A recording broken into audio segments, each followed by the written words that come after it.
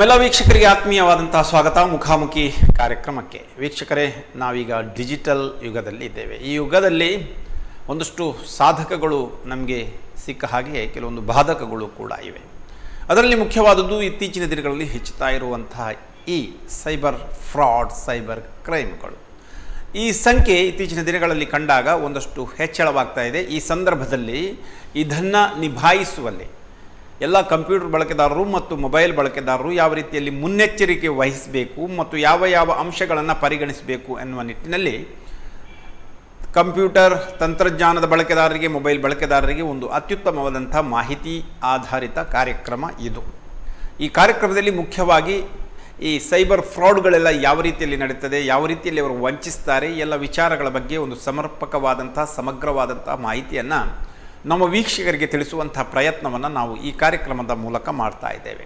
ಇಲ್ಲಿ ನಮ್ಮೊಂದಿಗಿದ್ದಾರೆ ಪ್ರತ್ವಿಷನ್ ಕಂಪನಿಯ ಸೈಬರ್ ಸೆಕ್ಯೂರಿಟಿ ಕನ್ಸಲ್ಟೆಂಟ್ ಶ್ರೀಯುತ ಪ್ರತ್ವೀಶ್ ಕೆ ಅವರು ಹಾಜರಿದ್ದು ಹಲವಾರು ಮುಖ್ಯವಾದಂಥ ಪ್ರಾಮುಖ್ಯ ವಿಚಾರಗಳನ್ನು ಇಲ್ಲಿ ಬಹಿರಂಗಪಡಿಸಲಿದ್ದಾರೆ. ಅದರಿಂದ ಇದೊಂದು ಶಿಕ್ಷಣ ಅಂತ ಪರಿಗಣಿಸಿ ನಮ್ಮ ವೀಕ್ಷಕರು ಇದನ್ನು ತಿಳಿದುಕೊಂಡರೆ ಉತ್ತಮ. ಇದನ್ನು ಕಂಪ್ಯೂಟರನ್ನು ಬಳಸಿಕೊಳ್ಳುವಾಗ ಯಾವ ಯಾವ ಮುಂಜಾಗ್ರತೆಗಳನ್ನು ತೆಗೆದುಕೊಳ್ಬೇಕು ಮತ್ತು ಅದು ಯಾವ ರೀತಿಯಲ್ಲಿ ಮೇಲ್ನೋಟಕ್ಕೆ ಇದೊಂದು ಫೇಕ್ ಆಗಿರಬಹುದು, ಸೈಬರ್ ಫ್ರಾಡ್ ಆಗಿರಬಹುದು ಅನ್ನೋದನ್ನು ಯಾವ ರೀತಿಯಲ್ಲಿ ನಾವು ನಮ್ಮ ತರ್ಕಕ್ಕೆ ತೆಗೆದುಕೊಂಡು ಡಿಸೈಡ್ ಮಾಡಬಹುದು, ಎಲ್ಲ ವಿಚಾರಗಳ ಬಗ್ಗೆ ತಿಳಿಸ್ತಾರೆ. ಬನ್ನಿ, ಇಂದಿನ ಈ ಕಾರ್ಯಕ್ರಮದಲ್ಲಿ ಭಾಗವಹಿಸಿರುವಂಥ ಮಾನ್ಯ ಪ್ರತ್ವೀಶ್ ಕೆ ಅವರಿಗೆ ನಮ್ಮ ವಾಹಿನಿಯ ಪರವಾಗಿ ಹಾಗೂ ವೀಕ್ಷಕ ಬಾಂಧವರೆಲ್ಲರ ಪರವಾಗಿ ಕಾರ್ಯಕ್ರಮಕ್ಕೆ ಪ್ರೀತಿಯ ಸ್ವಾಗತ. ಸರ್, ತಮಗೆ ಆತ್ಮೀಯ ಸ್ವಾಗತ.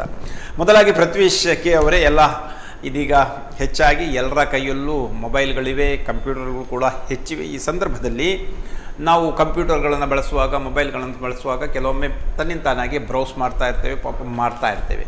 ಈ ಸಂದರ್ಭದಲ್ಲಿ ನಾವು ಗಮನಿಸಬೇಕಾದದ್ದು ಯಾವುದು ಫೇಕ್, ಯಾವುದು ರಿಯಲ್ ಅಂತ how we will decides? So ತಕ್ಷಣಕ್ಕೆ ನಾವು ಮೊಬೈಲ್ ಯೂಸ್ ಮಾಡ್ತಾ ಇರಬೇಕಾದ್ರೆ ಸುಮಾರಷ್ಟು ಆಡ್ಸ್ಗಳು ಅಥವಾ ಲಿಂಕ್ಸ್ಗಳು ಪಾಪಪ್ ಆಗ್ತವೆ. ಕಾಮನ್ ಅದು, ಯಾಕಂದ್ರೆ ಅವರು ಕೂಡ ಮಾರ್ಕೆಟಿಂಗ್ ಮಾಡಬೇಕಾದ್ರೆ ಅದರಲ್ಲಿ ಆಡ್ಸ್ ಮುಖಾಂತರನೇ ನಮ್ಮನ್ನ ಟಾರ್ಗೆಟ್ ಆಡಿಯನ್ಸ್ಗೆ ರೀಚ್ ಮಾಡ್ತಾರೆ. ಬಟ್ ಅದರಲ್ಲಿ ನಾವು ಸೂಕ್ಷ್ಮವಾಗಿ ಗಮನಿಸಬೇಕಾಗಿದ್ದು ಆ ಲಿಂಕ್, ನಾವು http:// ಅಂತ ಬರ್ತದಲ್ಲ, ಆ ಲಿಂಕ್ ಅನ್ನ ಅಬ್ಸರ್ವ್ ಮಾಡಬೇಕು. ಯಾಕಂದ್ರೆ ವೆಬ್ ಪೇಜ್ ಅಂತ ಏನು ಓಪನ್ ಆಗ್ತದೆ ಅಥವಾ ನಾವು ಇಂಟರ್ಫೇಸ್, ನಾವು ಯೂಸರ್ ಆಗಿ ನಾವು ಏನು ನೋಡ್ತೇವೆ ಅದು ಕಾಮನ್ ಆಗಿ ಸೇಮ್ ಇರ್ತದೆ. ಆ ಸೇಮ್ ಇರೋದ್ರಲ್ಲಿ ಯಾರು ಬೇಕಾದ್ರೂ ಕೋಡಿಂಗ್ ಮಾಡಿ ಅದನ್ನು ಸೇಮ್ ಪರಿಸ್ಬೋದು. ಸಪೋಸ್ ಈಗ ಫೇಸ್ಬುಕ್ ಓಪನ್ ಮಾಡ್ತಾ ಇದ್ರೆ ಫೇಸ್ಬುಕ್ ಲಾಗಿನ್ ಪೇಜ್ ಅನ್ನ ಇದ್ದ ಹಾಗೆ ಡಿಸೈನ್ ಮಾಡ್ಲಿಕ್ಕೆ ಆಗ್ತದೆ.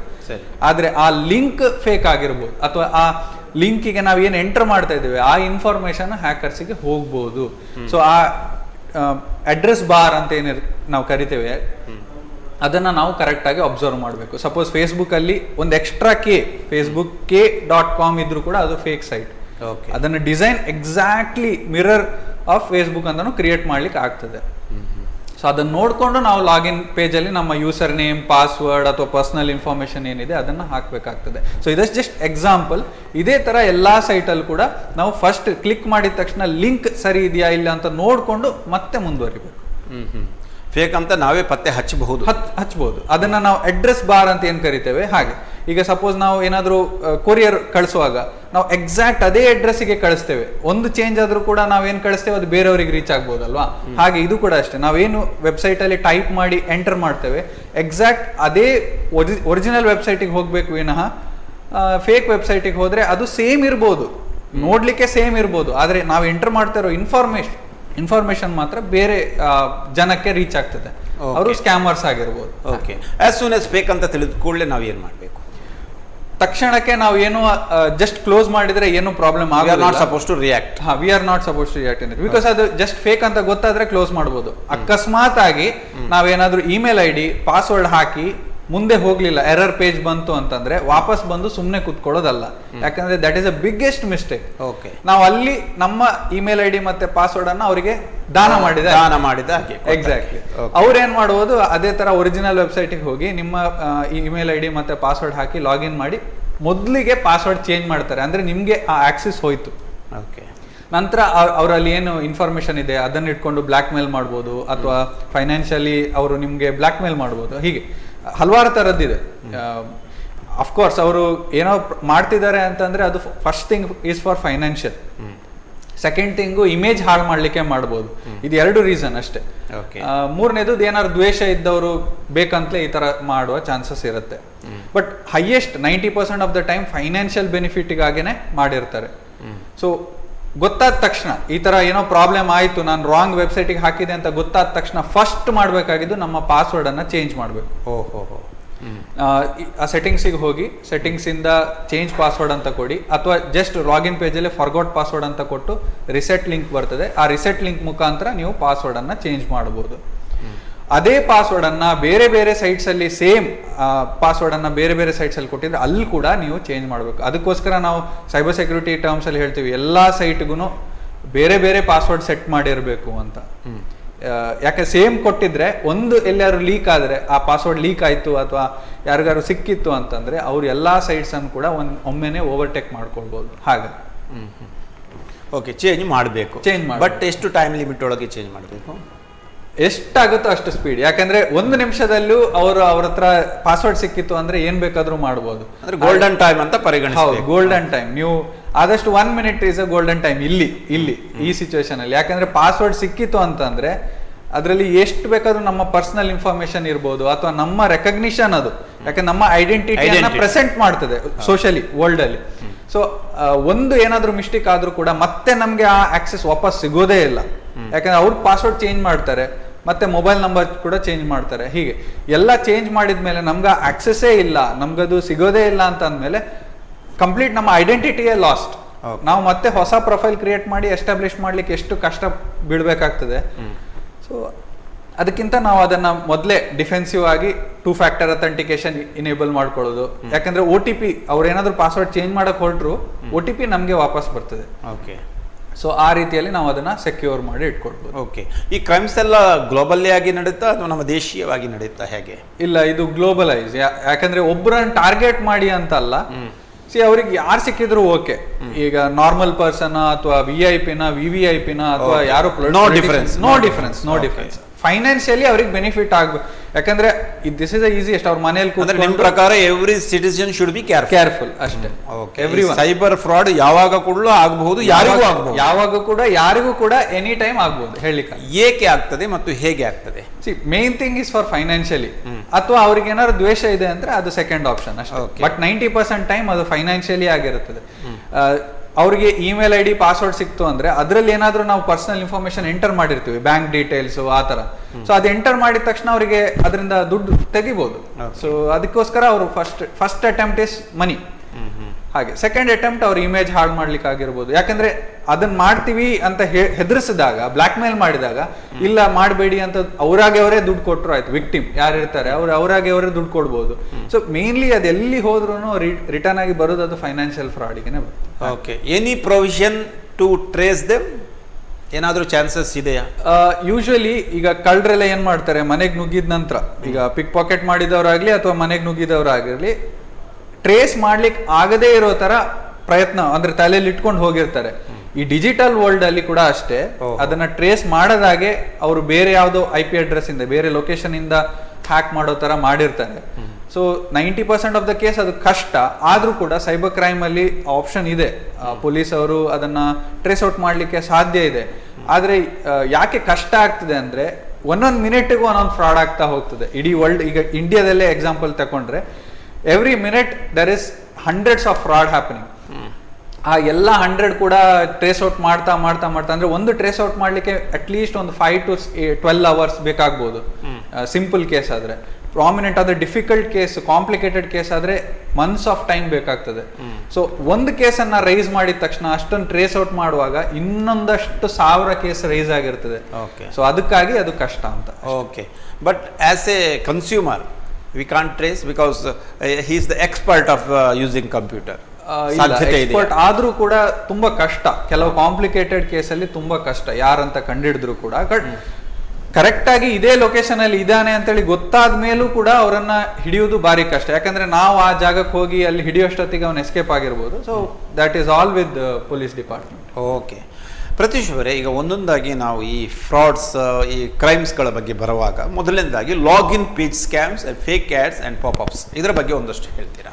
ಸೊ ತಕ್ಷಣ ನಮ್ಗೆ ಏನೋ ಒಂದು ಆಡ್ ಅಂದ್ರೆ ಇಷ್ಟು ಒಳ್ಳೆ ಆಫರ್ ಇದೆ ಅಂತ ಕಂಡ ತಕ್ಷಣ ನಾವು ಅದಕ್ಕೆ ಕ್ಲಿಕ್ ಮಾಡುವ ಮುನ್ನ we have to rethink twice.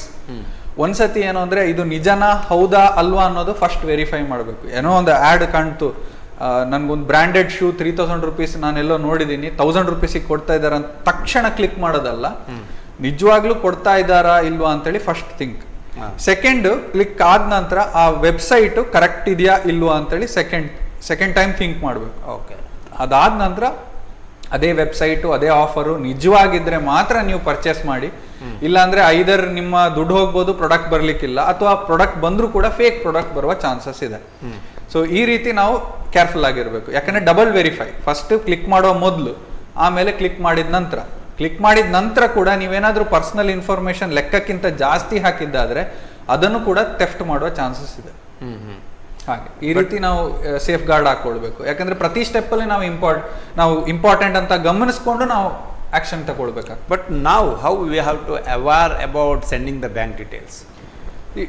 Bank details enter ಮಾಡಬೇಕಾದ್ರೆ ನೀವು ಯಾವ ಪೇಮೆಂಟ್ ಮುಖಾಂತರ ಮಾಡ್ತೀರಿ ಅದು ಇಂಪಾರ್ಟೆಂಟ್. ಯಾಕಂದ್ರೆ UPI ವೈಸ್ ನೀವು ಪೇಮೆಂಟ್ ಮಾಡಿ ಆ ಪ್ರಾಡಕ್ಟ್ ಪರ್ಚೇಸ್ ಮಾಡೋದಿದ್ರೆ ಜಸ್ಟ್ ನಾವು UPI ID ಹಾಕ್ತೀವಿ, ಅದರಲ್ಲಿ ನಮಗೆ ಅಫಿಷಿಯಲ್ ಆ್ಯಪ್ ಯಾವುದಿದೆ, ಈಗ ಸಪೋಸ್ ಗೂಗಲ್ ಪೇನೋ ಫೋನ್ ಪೇನೋ ಅದರಲ್ಲಿ ರಿಕ್ವೆಸ್ಟ್ ಬರ್ತದೆ, ಅಲ್ಲಿ ನೀವು ಪೇ ಮಾಡ್ಬೋದು, ದಟ್ ಈಸ್ ಫೈನ್. ಅವ್ರಿಗೇನು ನಾವು ಪಾಸ್ವರ್ಡ್ ಅಥವಾ ಅದೇನು ಕೊಡ್ತಾ ಇಲ್ಲ. ಆದರೆ ಕೆಲವು ಟೈಮ್ ಏನಾಗ್ತದೆ, ನಮ್ಮ ಅಕೌಂಟ್ ನಂಬರ್ ಕೇಳ್ತಾರೆ, IFSC ಕೇಳ್ತಾರೆ, ಆ ಥರ ಎಕ್ಸ್ಟ್ರಾ ಅಡಿಷನಲ್ ಡೀಟೇಲ್ಸ್ ಯಾವ್ದು ಬೇಡ ಅದನ್ನ ಅವ್ರು ಕೇಳ್ತಾ ಇದ್ರೆ ಏನೋ ಡೌಟ್ ಇದೆ, ಅಲ್ಲಿ ನಾವು ಜಾಗ್ರತೆ ಆಗಿರ್ಬೇಕು. ಆ ಇನ್ಫಾರ್ಮೇಶನ್ ಕೊಡ್ಬೇಕಾ ಬೇಡವಾ ಅಂತ ಹುಷಾರಾಗಿರ್ಬೇಕು. Internet banking user name, internet banking password ಈ ತರ ಎಲ್ಲ ಕೇಳ್ತಾ ಇದೆ ಆ ವೆಬ್ಸೈಟ್ ಅಂತ, ಅದು 100% ಫೇಕ್. ಯಾರು ಕೂಡ ಅದು ಪಾಸ್ವರ್ಡ್ ಇಂಟರ್ನೆಟ್ ಬ್ಯಾಂಕಿಂಗ್ ಕೇಳಿದ್ರೆ 100% ಫೇಕ್. ಇದನ್ನ ಜನರು ಗಮನಿಸಬೇಕು. ಹೌದು, ಅದು ಅವರ ವೆಬ್ಸೈಟ್ ಒಳಗಡೆ. ಆದ್ರೆ ಅಲ್ಲಿ ಪೇಮೆಂಟ್ ಬಟನ್ ಇದ್ದು ನಿಮ್ಮ ಒರಿಜಿನಲ್ ಬ್ಯಾಂಕ್ ಸೈಟಿಗೆ ಬಂದು ಅಲ್ಲಿ ನೀವು ಇಂಟರ್ನೆಟ್ ಅದು ಯೂಸರ್ ನೇಮ್ ಪಾಸ್ವರ್ಡ್ ಎಲ್ಲ ಹಾಕಿದ್ರೆ ದಟ್ ಈಸ್ ಸೇಫ್. ಸೊ ನೀವು ಎಲ್ಲಿ ಆ ಯೂಸರ್ ನೇಮ್ ಪಾಸ್ವರ್ಡ್ ಎಂಟರ್ ಮಾಡ್ತೀರಿ ಆ ಜಾಗವನ್ನ ತುಂಬಾ ಅಗತ್ಯವಾಗಿ ಗಮನಿಸ್ಕೊಳ್ಬೇಕಾಗ್ತದೆ. ಓಕೆ ಸರ್, ಮತ್ತೆ ಮುಖ್ಯವಾಗಿ ಈಗ ದೊಡ್ಡ ಫ್ರಾಡ್ ನಡೀತಾ ಇರೋದು ಫೇಕ್ ಆ್ಯಪ್ಸ್ ಡೌನ್ಲೋಡ್. ಅದು ಒಂದೇ ಫ್ರೀ ಮನಿ ಆಗಿರ್ಬೋದು ಅಥವಾ ರೆಕಮೆಂಡೆಡ್ ಬೈ ದ ಫ್ರೆಂಡ್ಸ್ ಆಗಿರ್ಬೋದು. ಇದ್ರ ಬಗ್ಗೆ ಒಂದಷ್ಟು ಹೇಳ್ತೀರಾ? ಯೂಶುವಲಿ ಈಗ ನಾನು ನಿಮ್ಗೆ ಒಂದು ವಾಟ್ಸಪ್ ಅಲ್ಲಿ ಒಂದು ಆಪ್ ಅನ್ನ ಅಂದ್ರೆ APK ಫಾರ್ಮ್ಯಾಟ್ ಅಲ್ಲಿ ಇರ್ತದೆ, ಅದನ್ನು ಕಳಿಸಿ ಡೌನ್ಲೋಡ್ ಮಾಡಿ ಇನ್ಸ್ಟಾಲ್ ಮಾಡಿದ ತಕ್ಷಣ ನಿಮ್ಗೆ 100 ರೂಪಾಯಿ ಬರ್ತದೆ ಅಂದ್ರೆ ಫ್ರೀ ಮನಿ, ನಿಜವಾಗ್ಲೂ 100 ರೂಪಾಯಿ ಬರ್ತದೆ. ಜಸ್ಟ್ ಒಂದು ಇನ್ಸ್ಟಾಲ್ ಮಾಡಿದ ತಕ್ಷಣ 100 ರೂಪಾಯಿ ಬರ್ತದೆ ಅನ್ನೋ ಆಸೆಗೆ ಇನ್ಸ್ಟಾಲ್ ಮಾಡಿದ್ರಿ ಅನ್ಕೊಳ್ಳಿ. ಆಗೇನಾಗ್ತದೆ, ಆ ಆಪ್ ಅಲ್ಲಿ ಏನೇನ್ ಪರ್ಮಿಷನ್ ತಗೊಳ್ತಾ ಇದೆ ಅದು ನಾವು ಗಮನಿಸಲ್ಲ. ನಾವು ಏನಕ್ಕಿರ್ತೀವಿ, ಆ 100 ರೂಪಾಯಿ ಆಸೆಗೆ ಇರ್ತೀವಿ ಬಿಟ್ರೆ ಅದರಲ್ಲಿ ಆ ಆಪ್ ಇಂದ ನಮ್ಗೆ ಎಷ್ಟು ಪರಿಣಾಮ ಬೀಳ್ತದೆ ಅದು ನಾವು ಯೋಚನೆ ಮಾಡೋದಿಲ್ಲ. ಸೊ ಅಲ್ಲಿ ಏನಾಗ್ತದೆ ಆಕ್ಚುಲಿ ಆ ಸಿಚುವೇಶನ್ ಅಲ್ಲಿ ಅಂದ್ರೆ, ನಾವು ರೈಟ್ಸ್ ಕೊಡ್ತೀವಿ ಆ ಅಪ್ಲಿಕೇಶನ್ಗೆ. ಆ ಆಪ್ ಫೇಕ್ ಆಪ್ ಏನ್ ನಾನು ಕಳಿಸಿರ್ತೀನಿ ಅದರಲ್ಲಿ additional information like message, contacts ಅಥವಾ ಯೂಟ್ಯೂಬ್ ಆಕ್ಸೆಸ್ ಅಥವಾ ಈ ತರ ಯಾವ್ದಾದ್ರು ಎಕ್ಸ್ಟ್ರಾ ಅಡಿಷನಲ್ ಆಕ್ಸೆಸ್ ತಗೊಳ್ತಾ ಇರ್ತದೆ. ಅದಕ್ಕೆ ನಾವೇನು ಇನ್ಸ್ಟಾಲ್ ಮಾಡಬೇಕು, ಅಲೋ ಅಂತ ಕೊಟ್ಟಿರ್ತೀವಿ.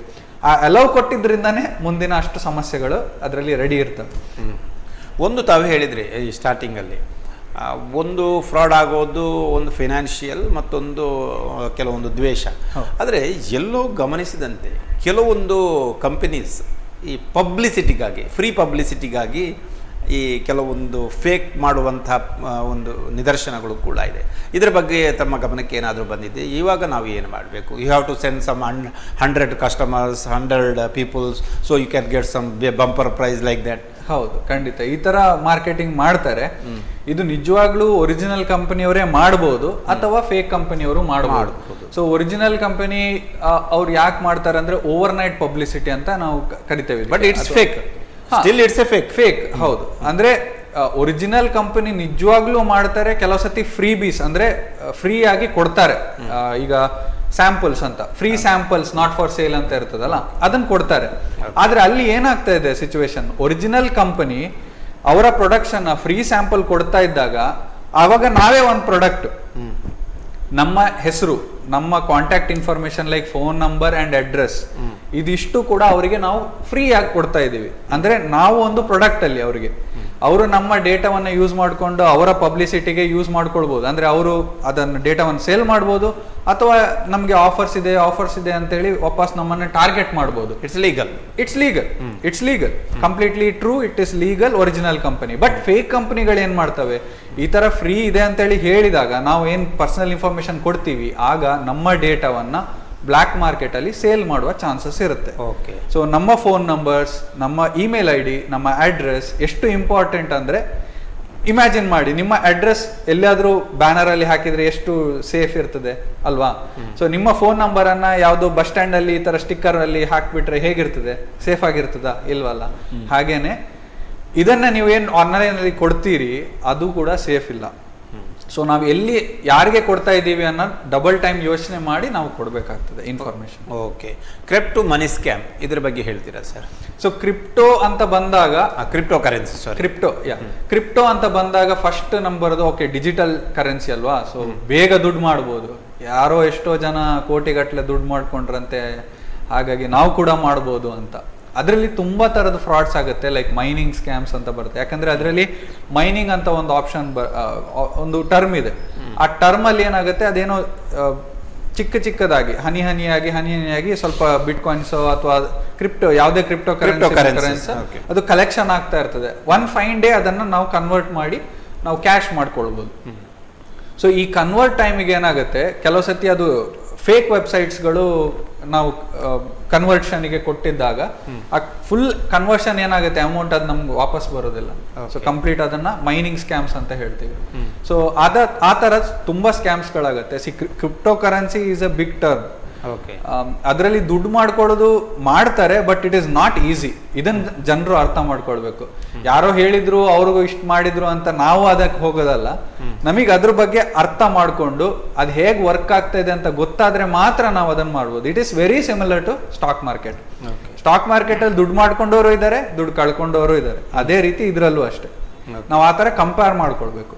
ಅಂದ್ರೆ ಕ್ರಿಪ್ಟೋ ಕರೆನ್ಸಿಯಲ್ಲಿ ಹೆಚ್ಚು ಸ್ಕ್ಯಾಮ್ಗಳು ಆಗ್ತದೆ. ಹಾಗೆ ಲೀಗಲ್ ಆಗಿ ಮಾಡ್ಬೋದು ದುಡ್ಡು, ಬಟ್ ಈ ತರ ಅದೇ ಗೌರ್ಮೆಂಟ್ ನಾರ್ಮ್ಸ್ ಇದೆ, ಅದರಲ್ಲಿ ಟ್ಯಾಕ್ಸ್ ಕಟ್ಟಬೇಕು, ಅದನ್ನೆಲ್ಲ ನೋಡ್ಕೊಳ್ಬೇಕು. ನಾವು ಸುಮ್ಮನೆ ದುಡ್ಡು ಇನ್ವೆಸ್ಟ್ ಮಾಡಿ ದುಡ್ಡು ಬರುತ್ತೆ ಅನ್ನೋ ತಕ್ಷಣ ನಾವು ಅದರಲ್ಲಿ ಇನ್ವೆಸ್ಟ್ ಮಾಡಬಾರ್ದು.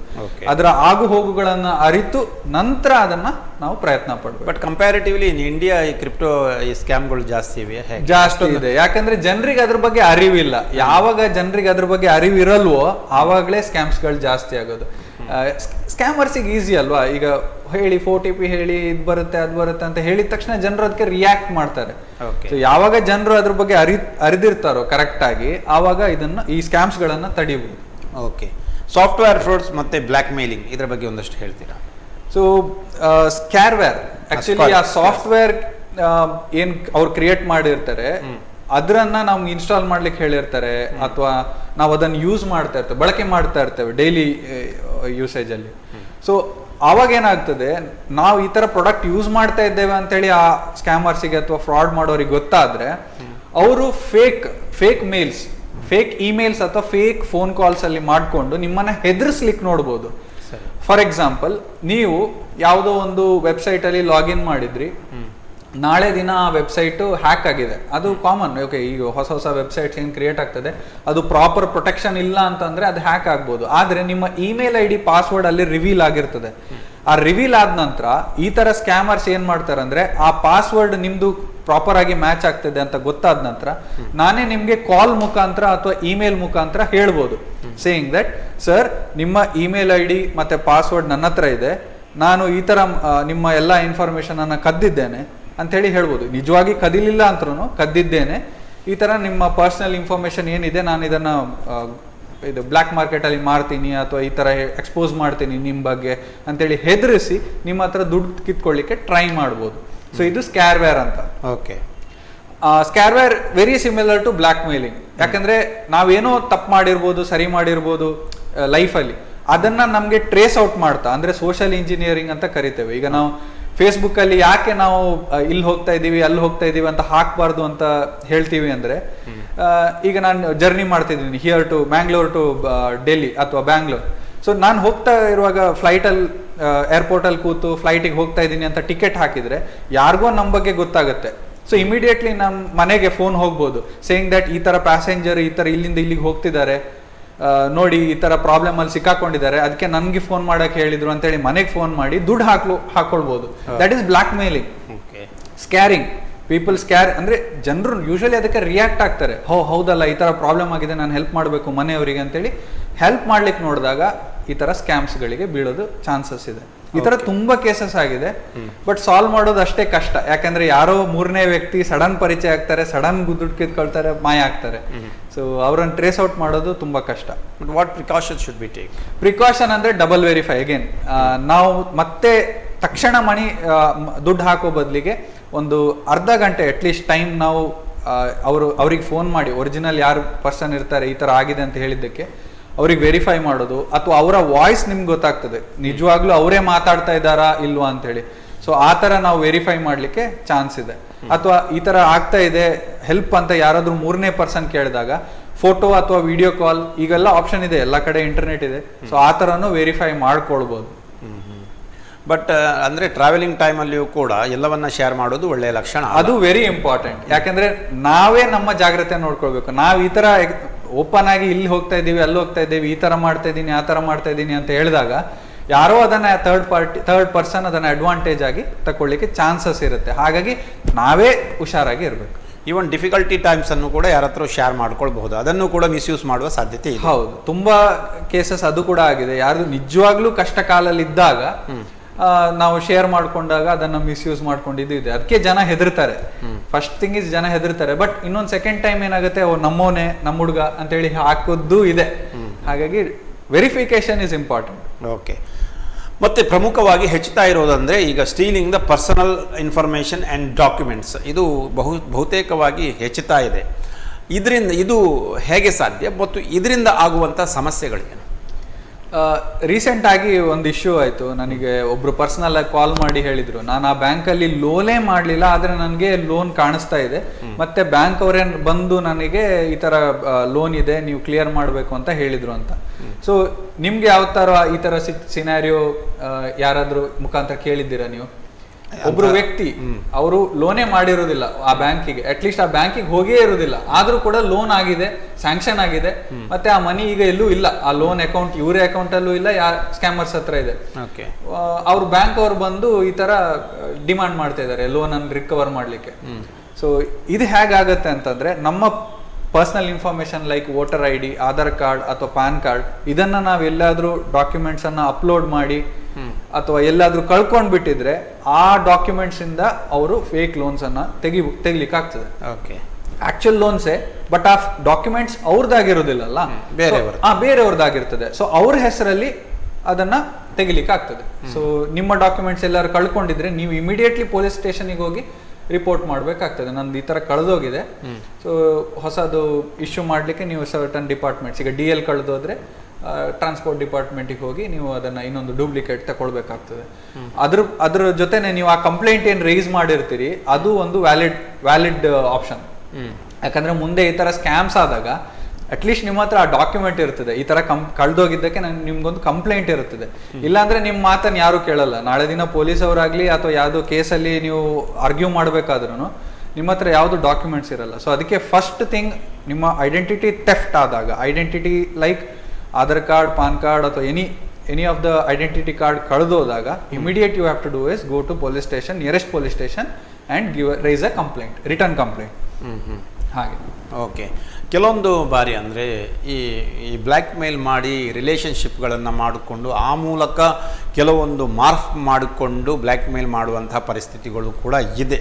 ಈ ಫ್ರೆಂಡ್ಶಿಪ್ ಆಗಿಯೋ ಏನೋ ಮ್ಯಾರೇಜ್ ಆಗಿದೆ ಅಂಥ ಸಂದರ್ಭಗಳು ಕೂಡ ಇಲ್ಲಿ ಅಂಥ ವಿಷಯಗಳು ಕೂಡ ಫ್ರಾಡ್ ಆಗುವ ಸಾಧ್ಯತೆಗಳಿದೆಯಾ? ಹೌದು, ಅಲ್ಲಿ ಕೂಡ ತುಂಬಾ ಸಿನಾರಿಯೋಸ್ ಇದೆ. ಯಾಕಂದ್ರೆ ಫಸ್ಟಿಗೆ ತುಂಬಾ ಕ್ಲೋಸ್ ಆಗಿ ಬಿಹೇವ್ ಮಾಡ್ತಾ ನಂತರ 1 ವರ್ಷ ನಂತರ 2 ವರ್ಷ ನಂತರ ಸ್ಕ್ಯಾಮ್ಸ್ ಆಗಿದ್ದು ಇದೆ.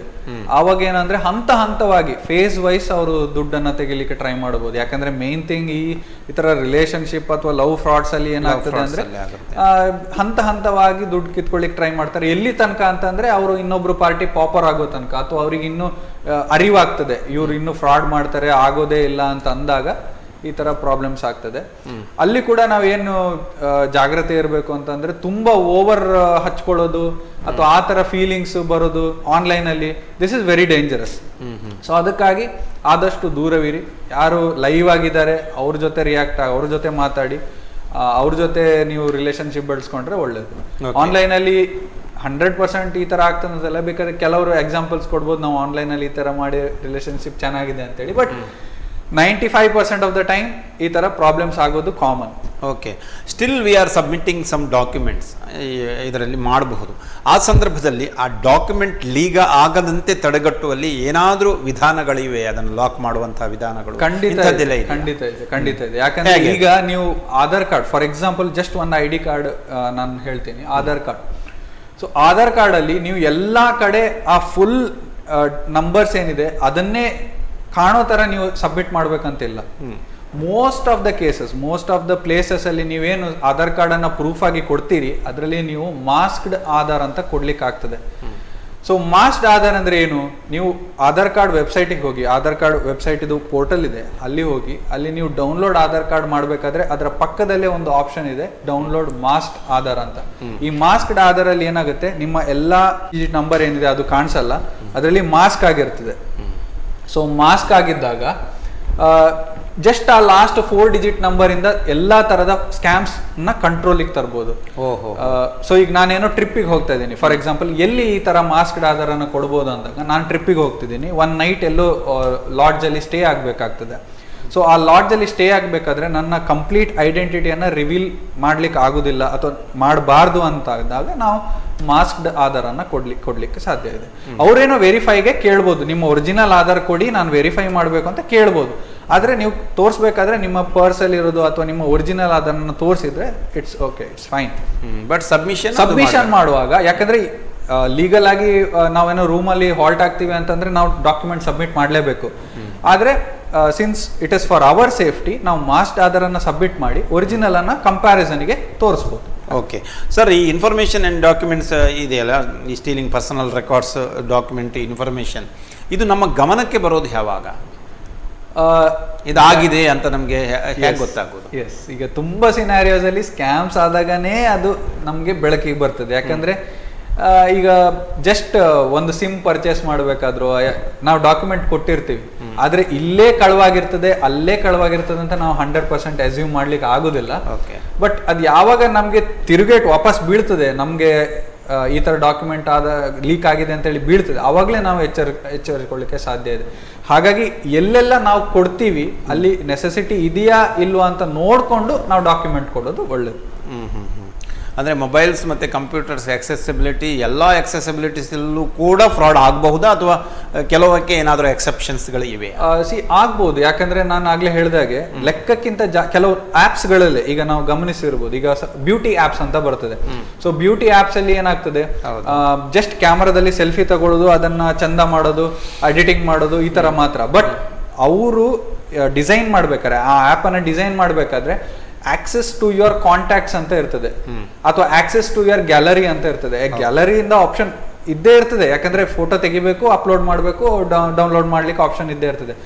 ಆದ್ರೆ ನಿಮ್ಮ ಪರ್ಸನಲ್ ಫೈಲ್ಸಿಗೂ ಆಕ್ಸೆಸ್ ಇದ್ದೇ ಇರ್ತದೆ. ಸೊ ನೀವೇನಾದ್ರೂ ಫೋಲ್ಡರ್ ಮಾಡಿ ಆಧಾರ್ ಕಾರ್ಡ್, ಪಾನ್ ಕಾರ್ಡ್ ಅದರಲ್ಲಿ ಸೇವ್ ಆಗಿದ್ದೇ ಇದ್ರೆ ಅವ್ರಿಗೆ ಅದನ್ನು ಕೂಡ ತೆಗಿಲಿಕ್ಕೆ ಚಾನ್ಸ್ ಇರ್ತದೆ. ಹಾಗಾಗಿ ನಾವು ಹೇಳ್ತೀವಿ ಟ್ರಸ್ಟೆಡ್ ಸೈಟ್ ಇಂದ ಮಾತ್ರ ನೀವು ಡೌನ್ಲೋಡ್ ಮಾಡಬೇಕು ಆಪ್ಸ್ ಅನ್ನು ಇನ್ಸ್ಟಾಲ್ ಮಾಡೋದಾದ್ರೆ, ಆಗ ಐಡೆಂಟಿಟಿ ಥೆಫ್ಟ್ ಅನ್ನ ನೀವು ಕಂಟ್ರೋಲಿಗೆ ತರಬಹುದು. ಟ್ರಸ್ಟೆಡ್ ಸೈಟ್ ಅಂದ್ರೆ ಈಗ ಗೂಗಲ್ ಪ್ಲೇ ಸ್ಟೋರ್ ಅಂತ ಇದೆ. ಗೂಗಲ್ ಪ್ಲೇ ಸ್ಟೋರ್ ಅಲ್ಲಿ ಅವ್ರು ಏನ್ ಮಾಡ್ತಾರೆ, ಈಗ Google is a very big company, ಅವರು ಮಾನಿಟರ್ ಮಾಡ್ತಾ ಇರ್ತಾರೆ. They are monitoring all the apps ಅದರಲ್ಲಿ ರೆಗ್ಯುಲರ್ಲಿ. ಸೊ ಇಮಿಡಿಯೇಟ್ ನಿಮಗೆ ನೋಟಿಫಿಕೇಶನ್ ಕೂಡ ಬರ್ತದೆ. ಗೂಗಲ್ ಪ್ಲೇ ಸ್ಟೋರ್ ಅಲ್ಲಿ ಆ ಆಪ್ ಇದ್ದು ಅವ್ರೇನಾದ್ರೂ ಅದನ್ನ ಡಿಟೆಕ್ಟ್ ಮಾಡಿ ಅದನ್ನ ಡಿಲೀಟ್ ಮಾಡಿದ್ರೆ ಅವರ ಸೈಟ್ ಇಂದ ಇಮಿಡಿಯೇಟ್ ನಿಮ್ಮ ಮೊಬೈಲಿಗೆ ನೋಟಿಫಿಕೇಶನ್ ಬರ್ತದೆ ಸೇಯಿಂಗ್ ದಟ್ ಈ ಆಪ್ ಈ ತರ ಇಶ್ಯೂ ಇಂದ ನಾವು ಇದನ್ನ ಪ್ಲೇ ಸ್ಟೋರ್ ಇಂದ ತೆಗ್ದಿದ್ದೀವಿ, ಸೊ ನಿಮ್ಮ ಸೇಫ್ಟಿಗೋಸ್ಕರ ನೀವು ಕೂಡ ಈ ಆಪ್ ಅನ್ನ ಅನ್ಇನ್ಸ್ಟಾಲ್ ಮಾಡಿ ಅಂತ ನೋಟಿಫಿಕೇಶನ್ ಬರ್ತದೆ. ಆದ್ರೆ ಎಷ್ಟು ಜನ ಅದಕ್ಕೆ ರಿಯಾಕ್ಟ್ ಮಾಡ್ತಾರೆ ಅನ್ನೋದು depend. Okay, but play store ಅಲ್ಲಿದ್ದಂಥ ಈ ಗೂಗಲ್ ಆ್ಯಪ್ಗಳು ಎಲ್ಲವೂ ಸೇಫ್, 99% ಸೇಫ್. ಯಾಕೆಂದ್ರೆ ಈಗ ನಾನೇ ಒಂದು ಆ್ಯಪ್ ಡಿಸೈನ್ ಮಾಡಿದೀನಿ ಅಂದಾಗ ನಾನು ಅದಲ್ಲಿ ಅಪ್ಲೋಡ್ ಮಾಡಿರ್ತೀನಿ, ನಾನು ಎನಿ ಟೈಮ್ ಆ ಕೋಡನ್ನು ಆಲ್ಟರ್ ಮಾಡಿ ಅಪ್ಡೇಟ್ ಬಿಡ್ಬೋದಲ್ವಾ. ಗೂಗಲ್ ಅವರು ಮಾನಿಟರ್ ಮಾಡ್ತಾ ಇರ್ತಾರೆ, ಅದು ಯಾವಾಗ ಅವರಿಗೂ ಬೆಳಕಿಗೆ ಬರ್ತದೆ ಅಂದ್ರೆ ಯಾವ್ದಾದ್ರು ಕನ್ಸ್ಯೂಮರ್ಸ್ ಈ ತರ ರಿಪೋರ್ಟ್ ಮಾಡಿ ಪ್ರಾಬ್ಲಮ್ ಆಗಿದೆ ಅಂದಾಗ ಮಾತ್ರ, ಅಥವಾ ಸೆಕ್ಯೂರಿಟಿ ರಿಸರ್ಚರ್ಸ್ ಅಂತ ಇರ್ತಾರೆ, ಅವರು ಗೂಗಲ್ ಪ್ಲೇಸ್ಟೋರಿಗೆ ರಿಪೋರ್ಟ್ ಮಾಡಿದಾಗ ಮಾತ್ರ ಅದನ್ನ ಅವರು ಗೂಗಲ್ ಪ್ಲೇಸ್ಟೋರ್ ಇಂದ ತೆಗಿತಾರೆ. ಹಾಗೆ ಸೊ ರಿಸರ್ಚರ್ಸ್ ಆಗ್ತಾ ಇರ್ತದೆ, ರಿಪೋರ್ಟಿಂಗ್ ಹೋಗ್ತಾ ಇರ್ತದೆ. ರಿಪೋರ್ಟಿಂಗ್ ಹೋದಾಗ ಅವರಿಗೆ ಅದು ಕನ್ಫರ್ಮೇಶನ್ ಬಂದಾಗ ಮಾತ್ರ ಅದನ್ನ ಇಮಿಡಿಯೇಟ್ ಆಕ್ಷನ್ ತಗೊಳ್ತಾರೆ. ಓಕೆ, ಎನಿವೇ ಎನಿ ಚಾಯ್ಸ್, ಈ ಬ್ಯಾಂಕ್ ಡೀಟೇಲ್ಸ್ ಮೂಲಕ ಈ ನಮ್ಮ ರೆಕಾರ್ಡ್ಸ್ಗಳನ್ನು ಈ ಫೇಸ್ಬುಕ್ ಖಾತೆಗಳಲ್ಲಿ ಪಡೆದುಕೊಂಡು ಆ ಮೂಲಕ ATM ನಿಂದ ಹಣ ಮಾಡಿದಂಥ, ಡ್ರಾ ಮಾಡಿದಂಥ ನಿದರ್ಶನಗಳಿದೆ. ಅಂಥ ಫ್ರಾಡ್ಗಳು ಕೂಡ ಆಗಿದೆಯಾ? ಖಂಡಿತವಾಗಿಯೂ ಇದೆ. ಈಗ ನಮಗೆ ಶಾಪರ್ಸ್ ಅಂದ್ರೆ ನಾವು ಕನ್ಸ್ಯೂಮರ್ಸ್ ಆಗಿರ್ತೀವಿ. ಸೊ ನಾವು ಹೋದಾಗ ಪೇಮೆಂಟ್ ಕೆಲವು ಸತಿ ನಮ್ಮ ಹತ್ರ ಕ್ಯಾಶ್ ಇರೋದಿಲ್ಲ, ಕಾರ್ಡ್ ಇರ್ತದೆ. ಆ ಕಾರ್ಡ್ ಅನ್ನ ಈ ಸಿಂಪಲ್ ಆಗಿ ಏನ್ ಮಾಡ್ತೀವಿ, ನಾವು ಸ್ವೈಪ್ ಮಾಡ್ತೀವಿ. ಈ ಸ್ವೈಪ್ ಮೆಷಿನ್ ಇದೆ ಅಲ್ಲ, that is also different unit completely. ಅದೊಂದು ಅಸೆಟ್. ಆ ಅಸೆಟ್ ಅನ್ನ ನಾವು ಸರಿ ಇದೆಯಾ ಇಲ್ವಾ ಅನ್ನೋದು ನಾವು ನೋಡೋದೇ ಇಲ್ಲ. ನಾವು ಏನ್ ಮಾಡ್ತೀವಿ, ದುಡ್ಡು ಕೊಡಬೇಕು, ದುಡ್ಡು ನಮ್ಮ ಹತ್ರ ಕ್ಯಾಶ್ ಇಲ್ಲ, ನಾವೇನ್ ಮಾಡ್ತೀವಿ, ಸ್ವೈಪ್ ಮಾಡ್ತೀವಿ. ಅಥವಾ ಅದ್ರಲ್ಲಿ ಏನೋ ಪಾಯಿಂಟ್ಸ್ ಬರ್ತದೆ, ನಾವು ಸ್ವೈಪ್ ಮಾಡಿದ್ದಕ್ಕೆ ಇಷ್ಟು ಪಾಯಿಂಟ್ಸ್ ಬರ್ತದೆ ಅಂದಾಗ ನಾವು ಸ್ವೈಪ್ ಮಾಡ್ತೀವಿ. ಎಷ್ಟು ಕಡೆ ಈ ತರ ಸ್ಕ್ಯಾಮ್ಸ್ ಆಗಿದೆ ಅಂದ್ರೆ, ಆ ಮೆಷಿನ್ ಅಲ್ಲಿ ಏನಾಗ್ತದೆ ಅಂದ್ರೆ, ಆ ಕಾರ್ಡ್ ಅಲ್ಲಿರೋ ನಂಬರ್ ಮತ್ತೆ ಆ ಕಾರ್ಡ್ ಅಲ್ಲಿರೋ CVV ಎಕ್ಸ್ಪೈರಿ ಡೇಟ್ ಎಲ್ಲ ಅದು ರೀಡ್ ಆಗಿ ಅದರಿಂದ ಡೂಪ್ಲಿಕೇಟ್ ಕಾರ್ಡ್ ಮಾಡ್ಲಿಕ್ಕೆ ಸಾಧ್ಯ ಇದೆ. ಡಾಟಾಸ್ ಎಲ್ಲ, ಡೇಟಾ ಅಂದ್ರೆ ಆ ಕಾರ್ಡ್ ಅಲ್ಲಿರೋ ಡೇಟಾ. ಓಕೆ. ಸೊ ಎಕ್ಸಾಕ್ಟ್ಲಿ ನಾವು ಒಂದು ಕಾರ್ಡ್ ಏನಿದೆ, ಪರ್ಸನಲ್ ಡೇಟಾಸ್ ಅಲ್ಲ, ಜಸ್ಟ್ ಕಾರ್ಡ್ ಅಲ್ಲಿರೋ ಡೇಟಾಸ್, ಕಾರ್ಡ್ ಅಲ್ಲಿರೋ ನಂಬರ್ಸ್, ಕಾರ್ಡ್ ಅಲ್ಲಿರೋ ಎಕ್ಸ್ಪೈರಿ ಡೇಟ್, ಕಾರ್ಡ್ ಅಲ್ಲಿರೋ CVV ನಂಬರ್, ಇಷ್ಟು ರೀಡ್ ಆದ್ರೆ I can create exact copy in another card. ಅಂದ್ರೆ ನಿಮ್ಮ ಕಾರ್ಡ್ ತರಾನೇ ನಾನು ಒಂದು ಕಾರ್ಡ್ ಅನ್ನ ಕ್ರಿಯೇಟ್ ಮಾಡ್ಲಿಕ್ಕೆ ಆಗ್ತದೆ. Where owner is not you, owner is me. ನಾನು ಅದನ್ನ ಇನ್ನೊಂದ್ ಕಡೆ ಸ್ವೈಪ್ ಮಾಡ್ತೀನಿ.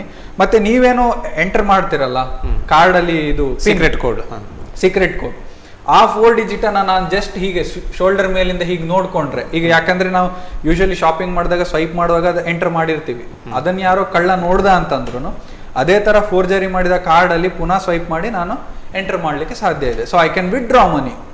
ಸೊ ಈ ತರ ಇದಕ್ಕೆ ಈ ಪ್ರೋಗ್ರೆಸ್, ಈ ಎಂಟೈರ್ ಅಟ್ಯಾಕಿಗೆ ಹೆಸರು ಕಾರ್ಡ್ ಸ್ಕಿಮ್ಮಿಂಗ್ ಅಂತ. ಕಾರ್ಡ್ ಅನ್ನ ಡೂಪ್ಲಿಕೇಟ್ ಮಾಡಿ, ಇದನ್ನ ಮೊದಲು ನಾವು ಸಿಮ್ ಪ್ರಾಬ್ಲಮ್ ಆಗ್ತಾ ಇತ್ತು ಈ ತರ. This all coming under cyber frauds. ಯಾಕಂದ್ರೆ ಸಿಮ್ ಮೊದಲು ಏನಾಗ್ತಿತ್ತು, ಮೊಬೈಲ್ ಅಲ್ಲಿ ಒಂದು ಸಿಮ್ ಹಾಕಿದ್ರೆ ಇನ್ನೊಬ್ಬ ಯಾರು ಅದೇ ನಂಬರ್ ಅನ್ನ ಫೋರ್ಜರಿ ಮಾಡಿ ಆ ಸಿಮ್ ಅನ್ನ ಡೆವಲಪ್ ಮಾಡಿ ಅವನು ಕೂಡ ಯೂಸ್ ಮಾಡ್ಕೊಳ್ತಿದ್ದ. ಬಟ್ ಈಗ ಆ ತರ ವರ್ಕ್ ಆಗಲ್ಲ. ಈಗ ಅಂದ್ರೆ ನೆಟ್ವರ್ಕ್ ಕೂಡ ಸ್ಟ್ರಾಂಗ್ ಆಗಿದೆ. ಮತ್ತೆ ಫೋನ್ ಕಂಪನೀಸ್ ಅಂದ್ರೆ ಸಿಮ್ ಕಂಪನೀಸ್ ಕೂಡ ಅವರೇನು ಹೊಸ ಟೆಕ್ನಾಲಜಿ ಯೂಸ್ ಮಾಡಿಕೊಂಡು same number on 2 different towers ಇದ್ರೆ ಅದನ್ನ ಕ್ಲೋಸ್ ಮಾಡಿಸ್ತಾರೆ. ಸೊ ಅದು ಅಷ್ಟು ಈಸಿ ಅಲ್ಲ. ಬಟ್ ಈ ತರ ಕಾರ್ಡ್ ಫ್ರಾಡ್ಸ್ ಅಂದ್ರೆ ಕಾರ್ಡ್ ಸ್ಕಿಮ್ಮಿಂಗ್ ಫ್ರಾಡ್ಸ್ ಅಲ್ಲಿ ನಾವು ತುಂಬಾ ಜಾಗ್ರತೆ ಆಗಿರ್ಬೇಕು. ಯಾಕಂದ್ರೆ ನಾವು ಎಲ್ಲಿ ಸ್ವೈಪ್ ಮಾಡ್ತೀವಿ ಅದು ನೋಡ್ಕೊಳ್ಬೇಕು. ಪೆಟ್ರೋಲ್ ಪಂಪ್ ಆಲ್ಮೋಸ್ಟ್ ಎಲ್ಲ ಟೈಮ್ ಅದು ಸರಿಯಾಗಿ ಇರುತ್ತೆ. ATM ಕಾರ್ಡ್ ಅಲ್ಲಿ ಅಂದ್ರೆ ATM ಮೆಷಿನ್ ಅನ್ನ ಏನಿರುತ್ತೆ ಅದರಲ್ಲಿ ಒಂದು ಪ್ಯಾನಲ್ ಅನ್ನ ಈ ತರ ಪ್ಲೇಸ್ ಮಾಡಿರ್ಬೋದು, ಅಥವಾ ಆ ಕಾರ್ಡ್ ಹೋಗೋ ಜಾಗಕ್ಕೆ ಒಂದು ಎಕ್ಸ್ಟ್ರಾ ಫಿಟ್ ಮಾಡಿರ್ಬೋದು. ಸೊ ಅದೇನಾಗುತ್ತೆ, ಕಾರ್ಡ್ ಅಲ್ಲಿರೋ ಡೇಟಾನ ರೀಡ್ ಮಾಡುತ್ತೆ. ಏನ್ ಡೇಟಾ ಅಂದ್ರೆ ಅದ್ರ ಒಳಗಡೆ ಎಷ್ಟೇ ಅಮೌಂಟ್ ಇದೆ ಅಂತಲ್ಲ, ಕಾರ್ಡ್ ಅಲ್ಲಿರೋ ನಂಬರ್ಸ್, ಕಾರ್ಡ್ ಅಲ್ಲಿರೋ CVV ಎಲ್ಲ ರೀಡ್ ಆಗುತ್ತೆ. ರೀಡ್ ಆಗಿ ನಿಮ್ಮ ಪಿನ್ ಏನಿದೆ, ಸೀಕ್ರೆಟ್ ಕೋಡ್ ಏನಿದೆ ಅದು ಕೂಡ ರೀಡ್ ಆಗುತ್ತೆ. ಸೊ ನಾವು ಹೇಗೆ ಜಾಗ್ರತೆ ಆಗಿರ್ಬೋದು, ನಾವು ಹೇಗೆ ಇದನ್ನ ಪ್ರಿವೆಂಟ್ ಮಾಡ್ಬೋದು ಅಂದ್ರೆ, ಆ ಮೆಷಿನ್ ಅನ್ನ ಹೋಗಿದ ತಕ್ಷಣ ಸ್ವಲ್ಪ ಅನಲೈಸ್ ಮಾಡಬೇಕು. ಏನಾದ್ರೂ ನಮ್ಗೆ ಅದರ ಡೌಟ್ ಬರೋ ಫೀಚರ್ಸ್ ಇದೆಯಾ ಅಂತೇಳಿ ಸ್ವಲ್ಪ ಅನಲೈಸ್ ಮಾಡ್ಬೋದು. ಆನಂತರ ನೀವು ಕಾರ್ಡ್ ಅನ್ನ ಹಾಕ್ಬೋದು. So most of the time ನಾವು ATM ಮತ್ತೆ ಬ್ಯಾಂಕ್ ಹತ್ರ ನೋಡಿರ್ತೀವಿ. ಹೀಗಿದ್ದಾಗ ಸ್ಕ್ಯಾಮ್ಸ್ ಆಗೋದು ಕಮ್ಮಿ. ಆ ಮೆಷಿನ್ ತುಂಬಾ ಸೆಕ್ಯೂರ್ ಆಗಿರ್ತದೆ ಅಂತ ಅನ್ಕೊಳ್ಬಹುದು. ಯಾಕಂದ್ರೆ ಬ್ಯಾಂಕ್ ಅವರು ಹತ್ರನೇ ಇರ್ತಾರೆ. ತುಂಬಾ ಕಡೆ ಏನಾಗುತ್ತೆ, ATM ಎಲ್ಲೋ ಇಟ್ಟಿರ್ತಾರೆ, ಓನ್ಲಿ ATM, ಬ್ಯಾಂಕ್ ಇರೋದಿಲ್ಲ.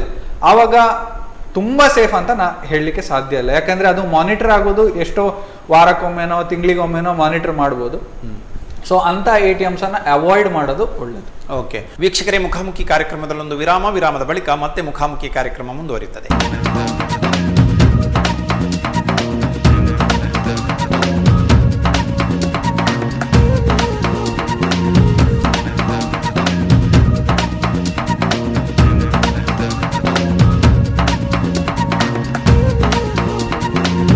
ವಿರಾಮದ ಬಳಿಕ ಮತ್ತೆ ಮುಖಾಮುಖಿ ಕಾರ್ಯಕ್ರಮಕ್ಕೆ ಪ್ರೀತಿಯ ಸ್ವಾಗತ.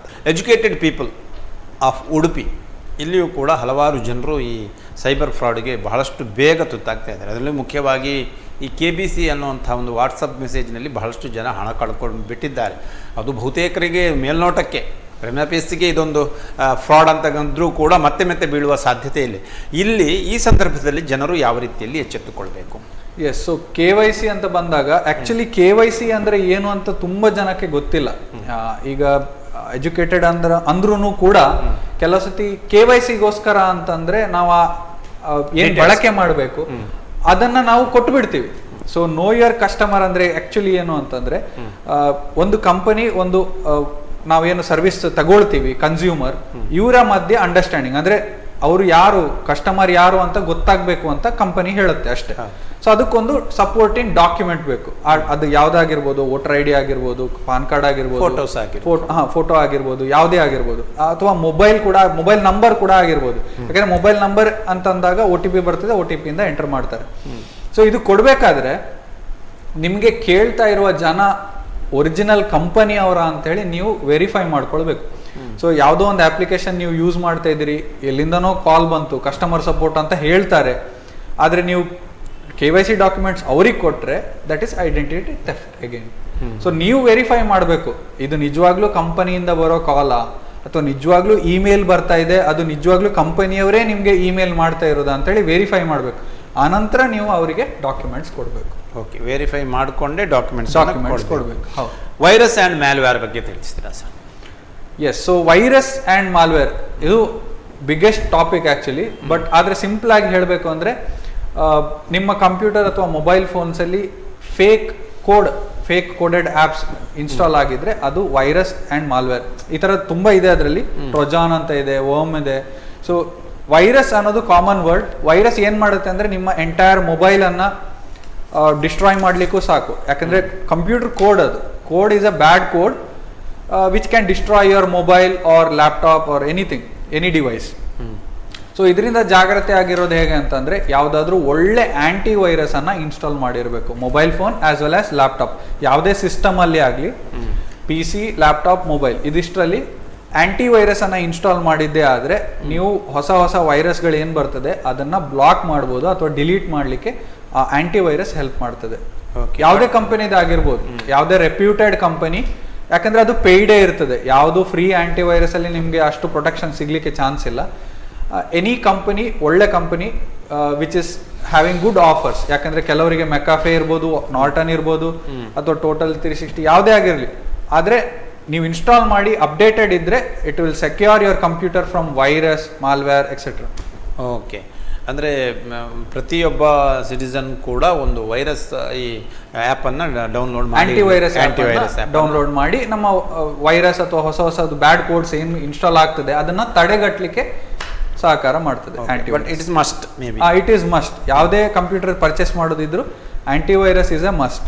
Okay, ransomware attack and encrypting entire device and device locked complete ಬಗ್ಗೆ ಹೇಳ್ತೀರಾ?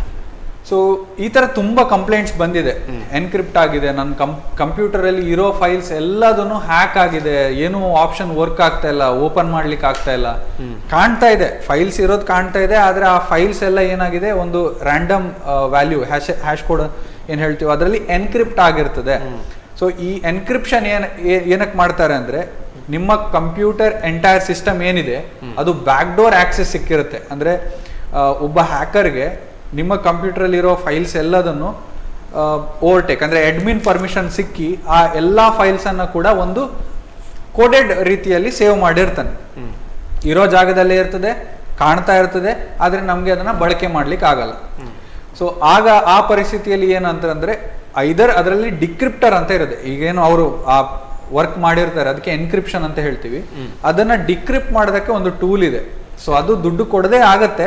ಬಟ್ ಏನ್ ಪ್ರಾಬ್ಲಮ್ ಆಗ್ತದೆ ಅಂದ್ರೆ ಅದೇ ಡಿಕ್ರಿಪ್ಟರ್ ಕೋಡ್ ಆಗ್ಬೇಕು. ಅವ್ರು ಏನು ಕೀ ಯೂಸ್ ಮಾಡಿರ್ತಾರೆ ಎನ್ಕ್ರಿಪ್ಟ್ ಮಾಡ್ಲಿಕ್ಕೆ, ಅದೇ ಕೀಯಲ್ಲಿ ನಾವು ಡಿಕ್ರಿಪ್ಟ್ ಮಾಡಿದ್ರೆ ಮಾತ್ರ ಸಾಧ್ಯ ಇದೆ. ಸೊ ಇದನ್ನ ತಡೆಗಟ್ಟೋದು ಹೇಗಂತ ಅಂದ್ರೆ ಬ್ಯಾಕ್ ಡೋರ್ ಆಕ್ಸೆಸ್ ಸಿಗ್ಬೇಕು ಅಂದ್ರೆ ಅದು ಯಾವುದೋ ವೈರಸ್ ಅಥವಾ ವರ್ಮ್ ಮುಖಾಂತರನೇ ಆಗಿರುತ್ತದೆ. Again we are going back to the last point which is antivirus. Antivirus ಅದು ಮಾಲ್ವೇರ್, ವೈರಸ್ ಅಥವಾ ಈ ತರ ಯಾವುದೇ ಬ್ಯಾಡ್ ಕೋಡ್ಸ್ ಅನ್ನ ಬ್ಲಾಕ್ ಮಾಡ್ತದೆ. ಅಲ್ಲಿಂದ ನಂತರ ಅವರಿಗೆ ಆಕ್ಸೆಸ್ ಸಿಗುದಿಲ್ಲ. ಸೊ ಈ ರ್ಯಾನ್ಸಮ್ ವೇರ್ ಅಂತ ಏನ್ ಬರ್ತದೆ, ರ್ಯಾನ್ಸಮ್ ಇಸ್ ಮನಿ. ಸೊ ಈ ತರ ಎಂಟ್ರಿ ಆಗಿ ಕಂಪ್ಲೀಟ್ ಸಿಸ್ಟಮ್ ಅನ್ನೇ ಹ್ಯಾಕ್ ಮಾಡಿ ನಂತರ ದುಡ್ಡು ಕೇಳೋದು, ನಿಮ್ಗೆ ಈ ಫೈಲ್ಸ್ ಬೇಕು ಅಂತಂದ್ರೆ ದುಡ್ಡು ಕೊಡಿ ಅಂತ ಹೇಳೋದು. ಈ ಸ್ಟೆಪ್ ಅನ್ನ ಬ್ಲಾಕ್ ಮಾಡ್ಲಿಕ್ಕೆ ನಾವು ಆಂಟಿವೈರಸ್ ಅಲ್ಲೇ ಸ್ಟಾಪ್ ಮಾಡಬೇಕು. ಓಕೆ. ಸೊ ಅದೇ ಗೋಡೆಯನ್ನು ಹಾಕಿದ್ರೆ ನಂತರ ಅವರಿಗೆ ಮುಂದಿನ ಆಕ್ಸೆಸ್ಗಳು ಯಾವುದು ಸಿಗೋದಿಲ್ಲ. ಸೊ ಈ ರೀತಿ ಸೇಫ್ ಆಗಿರ್ಬೋದು. ಅಥವಾ ಯಾವುದೇ ಇನ್ಫೆಕ್ಟೆಡ್ ಪೆನ್ ಡ್ರೈವ್ಸ್ ಅಥವಾ ಇನ್ಫೆಕ್ಟೆಡ್ ಹಾರ್ಡ್ ಡ್ರೈವ್ಸ್ ಅನ್ನ ನಾವು ಕನೆಕ್ಟ್ ಮಾಡುವಾಗಿಲ್ಲ. ಅದು ಮಾಡಿದ್ರೂ ಕೂಡ ನಾವು ಒಂದ್ಸತಿ ಆಂಟಿವೈರಸ್ ಅಲ್ಲಿ ಸ್ಕ್ಯಾನ್ ಮಾಡಿಕೊಂಡು whether it is completely safe ಅಂತ ಕನ್ಫರ್ಮ್ ಆದ್ಮೇಲೆ ನಾವು ಅದನ್ನ ಬಳಕೆ ಮಾಡಬೇಕು. ಹಾಗೆ ಸೊ ಅಡಿಷನಲ್ ಎಕ್ಸ್ಟರ್ನಲ್ ಡಿವೈಸಸ್ ಬಗ್ಗೆನೂ ತುಂಬಾ ಜಾಗ್ರತೆ ಆಗಿದೆ. ಅಂದ್ರೆ ಸೇಫ್ ಆಗಿ ಯೂಸ್ ಮಾಡೋದು ಹೇಗೆ ಸರ್? ಸೇಫ್ ಆಗಿ ಅದೇ ಕನೆಕ್ಟ್ ಆದ ತಕ್ಷಣ ಒಂದ್ಸತಿ ಆಂಟಿವೈರಸ್ ಪ್ರೋಗ್ರಾಮ್ ಏನಿರ್ತದೆ ಅದರಲ್ಲಿ ಸ್ಕ್ಯಾನ್ ಮಾಡ್ಕೊಳ್ಬೇಕು. ಓಕೆ. ಸೊ ಸ್ಕ್ಯಾನ್ ಮಾಡ್ಕೊಂಡಾಗ ಅದೇ ಹೇಳ್ತದೆ ಇದರಲ್ಲಿ ಏನಾದ್ರೂ ಪ್ರಾಬ್ಲಮ್ ಇದ್ರೆ ಡಿಟೆಕ್ಟ್ ಆಗಿ ಈ ತರ ವೈರಸ್ ಇದೆ, ಇದನ್ನ ಯೂಸ್ ಮಾಡಬೇಡಿ ಅಂತ ಅದೇ ಅಲರ್ಟ್ ಕೊಡ್ತದೆ. So this is the safest option. Okay. ಇಲ್ಲ ಅಂತಂದ್ರೆ ಅವ್ರಿಗೆ ಮೇಲ್ ಮಾಡ್ಲಿಕ್ಕೆ ಹೇಳಿ. ಯಾಕಂದ್ರೆ ಮೇಲ್ ಮಾಡೋದ್ರಿಂದ ಏನಾಗುತ್ತೆ, ಅದು ಆಲ್ರೆಡಿ ಈಗ ಡಾಕ್ಯುಮೆಂಟ್ ಗೂಗಲ್ ಡ್ರೈವ್ ಇಂದ ಮುಖಾಂತರ ಆಗಿರ್ಬೋದು ಅಥವಾ ನಾರ್ಮಲ್ ಮೇಲ್ ಇಂದ ಆಗಿರ್ಬೋದು, ಒಂದ್ಸತಿ ಆಲ್ರೆಡಿ ಸ್ಕ್ಯಾನಿಂಗ್ ಆಗಿನೇ ನಿಮ್ಗೆ ಇಮೇಲ್ ಬರುತ್ತೆ. ಸೊ ಆವಾಗ also you can be safe. Okay. Regular updating ಯಾವ ರೀತಿಯಲ್ಲಿ ಇರಬೇಕು? ಎವ್ರಿ ಅಪ್ಡೇಟ್ ಯಾವುದೇ ಸಾಫ್ಟ್ವೇರ್ ಕಂಪನಿ ಆಗಿರಲಿ, whether it might be browser, ಯಾಕಂದ್ರೆ ಗೂಗಲ್ ಕ್ರೋಮ್ ಆಗಿರ್ಬೋದು, ಒಪೆರಾ ಆಗಿರ್ಬೋದು ಅಥವಾ ಯಾವುದೇ ಬ್ರೌಸರ್ ಆಗಿರಲಿ, ಅವರು ಅಪ್ಡೇಟ್ಸ್ ಅನ್ನ ಬಿಡ್ತಾ ಇರ್ತಾರೆ. ಈ ನ್ಯೂ ಅಪ್ಡೇಟ್ಸ್ ಅಲ್ಲಿ ಹಳೆ ಬಗ್ಸ್ ಏನಿರುತ್ತೆ, ಏನು ಪ್ರಾಬ್ಲಮ್ ಇರುತ್ತೆ ಅದನ್ನ ಫಿಕ್ಸ್ ಮಾಡ್ತಾ ಹೋಗ್ತಾರೆ. ಹಾಗೇನೆ ಹೊಸ ವರ್ಷನ್ಸ್ ಗಳನ್ನ ಬಿಡ್ತಾ ಇರ್ತಾರೆ. ಇದರಲ್ಲಿ ಆ ಬ್ಯಾಡ್ ಕೋಡ್ ಬರಲಿಕ್ಕೆ ಏನು ಎಂಟ್ರಿ ಪಾಯಿಂಟ್ ಇರ್ತದೆ ಅದೆಲ್ಲ ಕ್ಲೋಸ್ ಮಾಡ್ತಾ ಹೋಗ್ತಾರೆ. ಯಾವುದೇ ಪ್ರೋಗ್ರಾಮ್ ಆಗಿರ್ಲಿ ಮನುಷ್ಯರೇ ಮಾಡ್ತಾರೆ. ಸೊ ಮನುಷ್ಯರು ಮಾಡಿದ್ದಲ್ಲಿ ಏನಾದ್ರೂ ಒಂದು ಲೂಪ್ ಹೋಲ್ ಇದ್ದೇ ಇರುತ್ತೆ ಅಲ್ವಾ. ಸೊ ಅಟ್ಯಾಕ್ ಮಾಡೋದು ಕೂಡ ಹಾಗೆ, ಯಾರೋ ಥಿಂಕ್ ಮಾಡಿ ಇದನ್ನ ಈ ತರ ಮಾಡಿದ್ರೆ ಬ್ರೇಕ್ ಮಾಡ್ಬೋದು, ಆ ತರ ಮಾಡಿದ್ರೆ ಬ್ರೇಕ್ ಮಾಡ್ಬೋದು ಅಂತ ಥಿಂಕ್ ಮಾಡ್ತಾನೆ ಇರ್ತಾರೆ. ಸೊ ಹೊಸ ಹೊಸ ಅಪ್ಡೇಟ್ಸ್ ಏನಿರುತ್ತೆ ರೆಗ್ಯುಲರ್ ಆಗಿ ನಾವು ಅದನ್ನ ಪ್ಯಾಚ್ ಮಾಡ್ತಾನೆ ಇರಬೇಕು. ಪ್ಯಾಚ್ ಅಂದ್ರೆ we have to keep on updating ಅದು ಇಂಪಾರ್ಟೆಂಟ್. ಆಪ್ಸ್. ಹೌದು. ವಿಂಡೋಸ್ ಸಿಸ್ಟಮ್ ಆಗಿರ್ಲಿ, ಯಾವುದೇ ಆಪರೇಟಿಂಗ್ ಸಿಸ್ಟಮ್ ಆಗಿರ್ಲಿ, ಮ್ಯಾಕ್ ಯಾವುದೇ ಸಿಸ್ಟಮ್ ಆಗಿರ್ಲಿ, we have to keep on updating to the latest version ಅಷ್ಟೇ. ಓಕೆ. ಹೆಲ್ತಿಯಾಗಿ ಇಟ್ಕೊಳ್ಳೋದು ಹೇಗೆ? ಅನ್ಹೆಲ್ತಿ ಅಂತ ನಾವು ಯಾವಾಗ ಗಮನಿಸಬಹುದು? ಒಂದು ಮೊಬೈಲು ಅಥವಾ ಕಂಪ್ಯೂಟರ್. ಓಕೆ. ಅನ್ಹೆಲ್ತಿ ಅಂತಂದ್ರೆ same way as it is, like updated ಇರಲ್ಲ ಅಥವಾ ಅದರಲ್ಲಿ ನಾವು ಫೇಕ್ ಆಪ್ಸ್ ಅನ್ನು ಇನ್ಸ್ಟಾಲ್ ಮಾಡಿರ್ತೀವಿ, ಪ್ಲೇಸ್ಟೋರ್ ಅಲ್ಲಿ ಇಲ್ಲದೆ ಇರೋದನ್ನ ಇನ್ಸ್ಟಾಲ್ ಮಾಡಿರ್ತೀವಿ. That's all unhealthy. Unhealthy. Healthy ಅಂದ್ರೆ ಡೈಲಿ ನಾವು ಒಂದು ಇಷ್ಟು 2 minutes ಆಫ್ ದ ಟೈಮ್ ನಾವು ನಮ್ಮ ಮೊಬೈಲ್ ಅಲ್ಲಿ ಏನ್ ಆಗ್ತಾ ಇದೆ ಅಂತ ಗಮನಿಸಬೇಕು. ನಮಗೆ ಬೇಕಾಗೋದಕ್ಕೆ ಮಾತ್ರ ಯೂಸ್ ಮಾಡ್ಕೊಳ್ಳೋದಲ್ಲ, ನಮ್ಮ ಮೊಬೈಲ್ ಅಲ್ಲಿ ಏನೆಲ್ಲ ಚೇಂಜಸ್ ಆಗ್ತಾ ಇದೆ ಅನ್ನೋದನ್ನ ಗಮನಿಸಿದ್ರೆ we can be keeping our devices healthy. ಮತ್ತೆ ಹೆಚ್ಚುತ್ತಾ ಇರುವಂತಹ shopping frauds and fake offer for shopping, duplicate product scams, ಇದರ ಬಗ್ಗೆ ಹೇಳ್ತೀರಾ? ಎಸ್. ಸೊ ಇದಿಷ್ಟು ಪಾಯಿಂಟ್ಸ್ಗಳನ್ನು ನಾವು ಡಿಸ್ಕಸ್ ಮಾಡಿದ್ವಿ. ಸೊ ಇಷ್ಟು ಪಾಯಿಂಟ್ಸ್ಗಳಲ್ಲಿ ಎಲ್ಲದೂ ಏನಾಗುತ್ತೆ, ಶಾಪಿಂಗ್. ಯಾಕಂದ್ರೆ ಈಗೆಲ್ಲ ಕನ್ವೀನಿಯನ್ಸ್, ಯಾರು ಅಂಗಡಿಗೆ ಹೋಗೋದಿಲ್ಲ, ಎಲ್ಲ ಮನೆಗೆ ಬೇಕು, ಹೋಮ್ ಡೆಲಿವರಿ ಅಂತ ಅಂದಾಗ ಜನರ ಕನ್ವೀನಿಯನ್ಸ್ ನೋಡ್ಕೊಂಡು ಅದನ್ನೇ ಅಡ್ವಾಂಟೇಜ್ ಆಗಿ ತಗೊಳ್ಳೋರು ಇರ್ತಾರೆ. ಸೊ ಅದಕ್ಕೆ ನಾವು ಬಲಿಯಾಗಬಾರ್ದು. Only what we have to do is we have to verify whether we are going to the right site, we are entering correct information. ಈ ಇನ್ಫಾರ್ಮೇಶನ್ ಎಂಟರ್ ಮಾಡೋದ್ರಿಂದ ನಮಗೆ ಮುಂದೆ ಏನೋ ಸಮಸ್ಯೆ ಆಗಬಾರ್ದು ಅಂತ ವೆರಿಫೈ ಮಾಡಿಕೊಂಡು ಆನಂತರ ನಾವು ಶಾಪ್ ಮಾಡಬೇಕು. Know about fake offers. Fake offers again original website. ಈಗ ಏನೋ ಒಂದು ವಾಟ್ಸಪ್ ಅಲ್ಲಿ ಯಾರೋ ಫ್ರೆಂಡ್ ನನಗೆ ಲಿಂಕ್ ಕಳಿಸ್ತಾರೆ, ಅಮೆಝಾನ್ ಅಲ್ಲಿ ಇದು ಒಂದು 50 ರೂಪಾಯಿಗಿದೆ, actual product value is 1000 rupees, but 50 ರೂಪಾಯಿಗೆ ಅದು ಆಫರ್ ಇದೆ ಅಂತಂದ್ರೆ just by seeing WhatsApp message I can't decide ಅದು 50 ರೂಪಾಯಿ ಕೊಡ್ತಾರೆ ಅಂತ ಡಿಸೈಡ್ ಮಾಡೋದಲ್ಲ. I have to go to Google ಅಥವಾ ಅಮೆಝಾನ್ ವೆಬ್ಸೈಟ್ಗೆ ಹೋಗಿ ಒಂದ್ಸತಿ ಸರ್ಚ್ ಮಾಡಿ ನೋಡ್ಬೇಕು ಮ್ಯಾನ್ಯಲ್ ಆಗಿ. ಆ ಲಿಂಕ್ಗೆ ಕ್ಲಿಕ್ ಮಾಡದೆ ನಮಗೆ ಯಾವಾಗ ಅದು ಆಫರ್ ಅದೇ ಪ್ರೈಸಿಗೆ ಕಾಣ್ತಾ ಇದೆ ಆವಾಗ we can say this is real. ಅಥವಾ ಇದೇ ಲಿಂಕ್ ಒಳಗೆ ಹೋದಾಗ ನಾವು ಅಡ್ರೆಸ್ ಬಾರ್, ಫಸ್ಟ್ ಪಾಯಿಂಟ್ ಅಲ್ಲಿ ಹೇಳಿದಾಗೆ ಅಡ್ರೆಸ್ ಬಾರ್ ಅನ್ನ ನಾವು ಯಾವಾಗ ನೋಟಿಸ್ ಮಾಡ್ತೀವಿ ಅದರಲ್ಲಿ ಕರೆಕ್ಟಾಗಿ ಅಮೆಝಾನ್ ಅಂತ ಕರೆಕ್ಟಾಗಿ ಬರ್ದಿದ್ರೆ ಮಾತ್ರ ಅದು official. Amazon N, Amazon K, amazonY.com ಅಂತ ಆ ಥರ ಏನಾದರೂ ಅಡಿಷನಲ್ ವರ್ಡ್ ಇದ್ರೆ that is fake. But still frauders using some brand names means how will. So brand ನೇಮ್ಗಳನ್ನು ಹಾಕೊಂಡು ಫ್ರಾಡ್ ಮಾಡಬಹುದು, ಸಾಧ್ಯತೆಗಳಿದೆ, ಪಾಸಿಬಿಲಿಟೀಸ್ ಇದೆ. ಆವಾಗ ಹೌ ಯು ವಿಲ್ ನೋ? ಇಲ್ಲ, ವೆರಿಫೈ ಮಾಡ್ಕೊಳ್ಬೇಕು, ನಾವೇ ವೆರಿಫೈ ಮಾಡಬೇಕು. ಎಷ್ಟಂದ್ರೆ ಗ್ರಾಹಕರೇ ವೆರಿಫೈ ಮಾಡಬೇಕು, ಬಿಟ್ರೆ ಬೇರೆ ಆಪ್ಷನ್ಸ್ ಇರಲ್ಲ ಅದಕ್ಕೆ. ನಾವೇ ಜಾಗ್ರತೆ ಆಗಿರ್ಬೇಕು. ಇಷ್ಟು ನಿಜವಾಗ್ಲೂ ಇಷ್ಟು ಕಮ್ಮಿ ಕೊಡಕ್ ಆಗುತ್ತಾ ಅಂತೇಳಿ ಥಿಂಕ್ ಮಾಡಿ ನಾವು ಪರ್ಚೇಸ್ ಮಾಡ್ಬೇಕಾಗುತ್ತೆ. ಯಾಕಂದ್ರೆ ಆರ್ಡರ್ ಮಾಡಿದಾಗ ತೋರಿಸುವಾಗ ಕರೆಕ್ಟ್ ಪ್ರಾಡಕ್ಟ್ ತೋರಿಸ್ಬೋದು, ಬಂದಾದ ನಂತರ ಅದು ರಾಂಗ್ ಪ್ರಾಡಕ್ಟ್ ಆಗಿರ್ಬೋದಲ್ಲ. So users only have to be verifying all the details. Okay. Common man ಈ ಮೊಬೈಲ್ ಫ್ರಾಡ್ಗೆ ಒಳಗಾಗುವುದು ಹೇಗೆ ಮತ್ತು ಏಕೆ? ರೂರಲ್ ಪೀಪಲ್ ಸ್ವಲ್ಪ ಲಿಟ್ರಸಿ ಹೈ ಲೆವೆಲ್ ಇರೋದಿಲ್ಲ, ಮೊಬೈಲ್ ಲಿಟ್ರಸಿ ಅಂತೂ ಇರೋದಿಲ್ಲ, ಬಹಳಷ್ಟು ಕಡಿಮೆ ಇರುತ್ತೆ. ಅಂಥವರು ಹೆಚ್ಚಾಗಿ ಬಲಿ ಬೀಳುವ ಸಾಧ್ಯತೆಗಳಿದೆಯಾ ಹೇಗೆ ಅಂತ? ಹೌದು ಸರ್, ಯಾಕಂದ್ರೆ ಖಂಡಿತವಾಗಿಯೂ ನಾವು ಅದನ್ನ ಅರಿತಿಲ್ಲ, ಕರೆಕ್ಟಾಗಿ ಅದ್ರ ಬಗ್ಗೆ ಗೊತ್ತಿಲ್ಲ ಅಂತ ಅಂದಾಗ ಸ್ಕ್ಯಾಮರ್ಸ್ ಅದ್ರ ಬಗ್ಗೆ ಅಡ್ವಾಂಟೇಜ್ ತಗೊಳ್ಳೋದೇ ಜಾಸ್ತಿ. ಈಗ ನಿಮ್ಗೇನೋ ಯಾವುದೋ ಒಂದು ಟಾಪಿಕ್ ಬಗ್ಗೆ ಗೊತ್ತಿಲ್ಲ ಅಂತಂದಾಗ ಗೊತ್ತಿರೋರು ಏನ್ ಮಾಡ್ತಾರೆ, ಅದನ್ನ ಅಡ್ವಾಂಟೇಜ್ ಆಗಿ ತಗೊಳ್ತಾರೆ. ಹಾಗಾಗಿ ಯಾರಿಗೆ ಗೊತ್ತಿಲ್ಲ ಅವರು ಅವರ ಮಕ್ಕಳಾಗಿರ್ಬೋದು, ಫ್ರೆಂಡ್ಸ್ ಆಗಿರ್ಬೋದು, ಅವ್ರ ಹತ್ರ ಕಲ್ತು ಸ್ವಲ್ಪ ತಿಳುವಳಿಕೆ ತಗೊಂಡು ಆಮೇಲೆ ಅದನ್ನ ಬಳಕೆ ಮಾಡೋದು ಉತ್ತಮ. ಈಗ ಮೊಬೈಲ್ ಫೋನ್ ಯೂಸ್ ಮಾಡ್ಲಿಕ್ಕೆ ಈಸಿ, ಎಲ್ಲರಿಗೂ ಗೊತ್ತು. ಯಾರೇ ಒಂದು ಈ ತರ ಟಚ್ ಸ್ಕ್ರೀನ್ ಮೊಬೈಲ್ ಕೊಟ್ರೆ ಅದನ್ನ ಹೀಗೆ 4 ಸತಿ ಟಚ್ ಮಾಡಿದಾಗ ಗೊತ್ತಾಗುತ್ತೆ. ಬಟ್ ಸ್ಟಿಲ್ ಡೌನ್ಲೋಡಿಂಗ್ ಮೆಸೇಜ್ ಬರುತ್ತೆ, ಒತ್ತಿ ಬಿಡ್ತಾರೆ. ಹೌದು, ಒತ್ತಿ ಬಿಡ್ತಾರೆ. ಆ ಒತ್ತುವಕ್ಕಿಂತ ಮೊದಲು ನಿಮ್ಗೆ ಮೊಬೈಲ್ ಕೊಟ್ಟವ್ರ ಹತ್ರ ಇದನ್ನ ಹೇಗೆ ಬಳಕೆ ಮಾಡೋದು, ಅಥವಾ ನೀವು ಯಾರೋ ಮೊಬೈಲ್ ನಿಮ್ಮ ಪೇರೆಂಟ್ಸಿಗೋ ಗ್ರ್ಯಾಂಡ್ ಪೇರೆಂಟ್ಸಿಗೋ ಕೊಟ್ಟಾಗ ಅದನ್ನ ಹೇಗೆ ಬಳಕೆ ಮಾಡೋದು, ಹೇಗೆ ಹುಷಾರಾಗಿರ್ಬೋದು ಅಂತ ಕೂಡ ನೀವು ಸಲಹೆ ಕೊಟ್ರೆ ತುಂಬಾ ಒಳ್ಳೇದು. ಈ ರೀತಿಯಾಗಿ ಕಾಮನ್ ಮ್ಯಾನ್ ಎಲ್ಲರೂ ಕೂಡ ಸೇಫ್ ಆಗಿರ್ಬೋದು. ಒಂದು ತಾವು ಹೇಳಿದಂತೆ ಫ್ರಾಡ್ ಆಗುತ್ತೆ. ಕೆಲವೊಂದು ಬಾರಿ ಯಾರೋ ಮಾಡಿದ ತಪ್ಪಿಗೆ ಯಾರೋ ಬಲಿಯಾಗುವ ಸಾಧ್ಯತೆಗಳು ಇರುತ್ತೆ. ಇದು ಕೂಡ ಈ ರಾಂಗ್ ಡಾಕ್ಯುಮೆಂಟ್ ಸಬ್ಮಿಟ್ ಮಾಡುವುದರಿಂದ ಆಗಿದ್ದಿರಬಹುದು. ಇಂಥ ಒಂದು ಸಂದರ್ಭಗಳು ಇದೆಯಾ? ಸಂದರ್ಭ ಇದೆ ಸರ್. ಹೀಗೆ ಹಾಗೆ ಅಂತ ಹೇಳಿಕಾಗಲ್ಲ, ಯಾಕಂದ್ರೆ ಒಂದೊಂದು ಸ್ಕ್ಯಾಮ್ ಒಂದೊಂದು ತರ. ಎರಡು ಒಂದೇ ತಕ್ಕಡಿಯಲ್ಲಿ ಹಾಕಿದ್ರು ಕೂಡ ಅದರಲ್ಲಿ ಹಲವಾರು ವ್ಯತ್ಯಾಸಗಳಿರ್ತವೆ. ಯಾಕಂದ್ರೆ ಸ್ಕ್ಯಾಮರ್ಸ್ ಕೂಡ ಜಾಗ್ರತೆ ಆಗಿರ್ತಾರೆ. ಈಗ ನಾವೆಷ್ಟು ಜಾಗ್ರತೆ ಆಗಿರ್ತೇವೆ, ಫ್ರಾಡ್ ಮಾಡೋರು ಕೂಡ ಅಷ್ಟೇ ಜಾಗ್ರತೆ ಆಗಿರ್ತಾರೆ. ಈ ತರ ಒಂದು ಪ್ರಾಬ್ಲಮ್ ಆಗಿ ಹೈಲೈಟ್ ಆದ್ರೆ ನಾಳೆ ದಿನ ಪೇಪರಲ್ಲಿ ಬರ್ತದೆ, ಮೀಡಿಯಾದಲ್ಲಿ ಬರ್ತದೆ ಈ ತರ ಜಾಗ್ರತೆ. ಸೊ ಈಗ ನಾನು ಇಷ್ಟೊತ್ತು ಏನು ಜಾಗ್ರತೆ ಆಗಿರಿ ಅಂತ ಹೇಳ್ತೀನಿ, ಇದ್ರಲ್ಲಿ ಏನೋ ಒಂದು ಲೂಪ್ ಹೋಲ್ ಕಂಡುಹಿಡಿಬೋದಲ್ಲ. ಸೊ ಹೊಸ ಮೆಥಡ್ ಕಂಡುಹಿಡಿತಾರೆ. ಸೊ ಪ್ರತಿ ಸತಿ ಹೊಸ ಮೆಥಡ್ ಕಂಡುಹಿಡಿಯುವಾಗ ನಾವು ಕೂಡ ಅಲರ್ಟ್ ಆಗಿರ್ಬೇಕು. ಈ ತರನೂ ಪ್ರಾಬ್ಲಮ್ ಆಗ್ತದೆ ಅಂತೇಳಿ ಜಾಗ್ರತೆ ಇರ್ಕೊಳ್ಬೇಕಾಗ್ತದೆ. But still usage of the mobile or internet, ಅದಕ್ಕೆ ಏನಾದರೂ ಲಿಮಿಟೇಷನ್ ಬೇಕಾ ಅಥವಾ? ಲಿಮಿಟೇಷನ್ ಬೇಕು ಸರ್, ಖಂಡಿತ ಲಿಮಿಟೇಷನ್ ಬೇಕು. ನಾವು ತುಂಬಾ ಡಿಪೆಂಡೆನ್ಸ್ ಆಗಿದ್ವಿ. ಈಗ down the line 10 years back ನೋಡಿದ್ರೆ ಈಗಿನ ಸಿಚುವೇಶನಿಗೂ ತುಂಬಾ ಅಜಗಜಾಂತರ ವ್ಯತ್ಯಾಸ ಇದೆ. ಅಲ್ಲ, ಯೂಸ್ ಮಾಡೋದು ಒಂದೊಂದು ಲಿಮಿಟೇಷನ್ ಅಂದ್ರೆ ಇಡೀ ದಿನ ಅಂತ ಅಲ್ಲ, ಇದ್ದ ಸೈಟ್ಗೆ ಹೋಗೋದು, ಆ್ಯಪ್ ಡೌನ್ಲೋಡ್ ಮಾಡ್ಕೊಳ್ಳೋದು. ಕರೆಕ್ಟ್. ನಾವು ತುಂಬಾ ಬಳಕೆ ಮಾಡ್ತಾ ಇದ್ವಿ, ಮಿತಿ ಮೀರಿ ಬಳಕೆ ಮಾಡಿದಾಗ ಏನಾಗುತ್ತೆ ಅಂದ್ರೆ ಇದು ಒಳ್ಳೇದಲ್ಲ. ಹೌದು, ಒಳ್ಳೇದಲ್ಲ. ನಾವು ಬೇಗ ಫ್ರಾಡ್ಗೆ ತುತ್ತಾಗಬಹುದು. ಹೌದು, ಎಕ್ಸಾಕ್ಟ್ಲಿ. ಸೊ ಅದಕ್ಕಾಗಿ ಯೂಸ್ ಮಾಡೋದನ್ನ ಕಮ್ಮಿ ಮಾಡಬೇಕು ಅಂದ್ರೆ ನಾವು ರ್ಯಾಂಡಮ್ ಆಗಿ ಕ್ಲಿಕ್ ಮಾಡೋದು, ಬೇಗ ಡಿಸಿಷನ್ ತಗೊಳ್ಳೋದು, ಅಥವಾ ನಾವು ಗಡಿಬಿಡಿಯಲ್ಲಿ ಇರ್ತೀವಿ, ಅಚಾನಕ್ ಆಗಿ ಏನೋ ಕ್ಲಿಕ್ ಆಯ್ತು ಏನೋ ಆಗೋದು, ಈ ತರ ಆಗೋದನ್ನ ತಡೆಗಟ್ಟಬೇಕು ಅಂದ್ರೆ ನಾವು ಸ್ವಲ್ಪ ಜಾಗ್ರತೆಯಾಗಿ ಆ ಮೊಬೈಲ್ ಅನ್ನ ಯೂಸ್ ಮಾಡ್ಕೊಳ್ಬೇಕಾಗ್ತದೆ. ಮೊಬೈಲ್ ಅಂತಲ್ಲ, ಇಂಟರ್ನೆಟ್ ಅಲ್ಲಿ ಯಾವುದೇ ಆಗಿರ್ಲಿ. ಸೊ ಹುಷಾರಾಗಿ ಅದನ್ನ ಹ್ಯಾಂಡಲ್ ಮಾಡ್ಬೇಕಾಗ್ತದೆ. ಓಕೆ.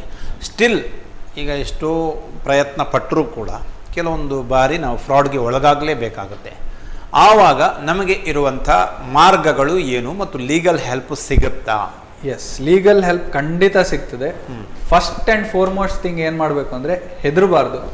ಯಾಕಂದ್ರೆ ಅಲ್ಲಿ ಹೆದರಿ ನೀವು ಆ 1 ಗಂಟೆ ಕಾಲ ಕಳೀತು ಅಂತಂದ್ರೆ ಆಮೇಲೆ ತುಂಬಾ ಕಷ್ಟ ಆಗ್ತದೆ. Which is called as golden hour.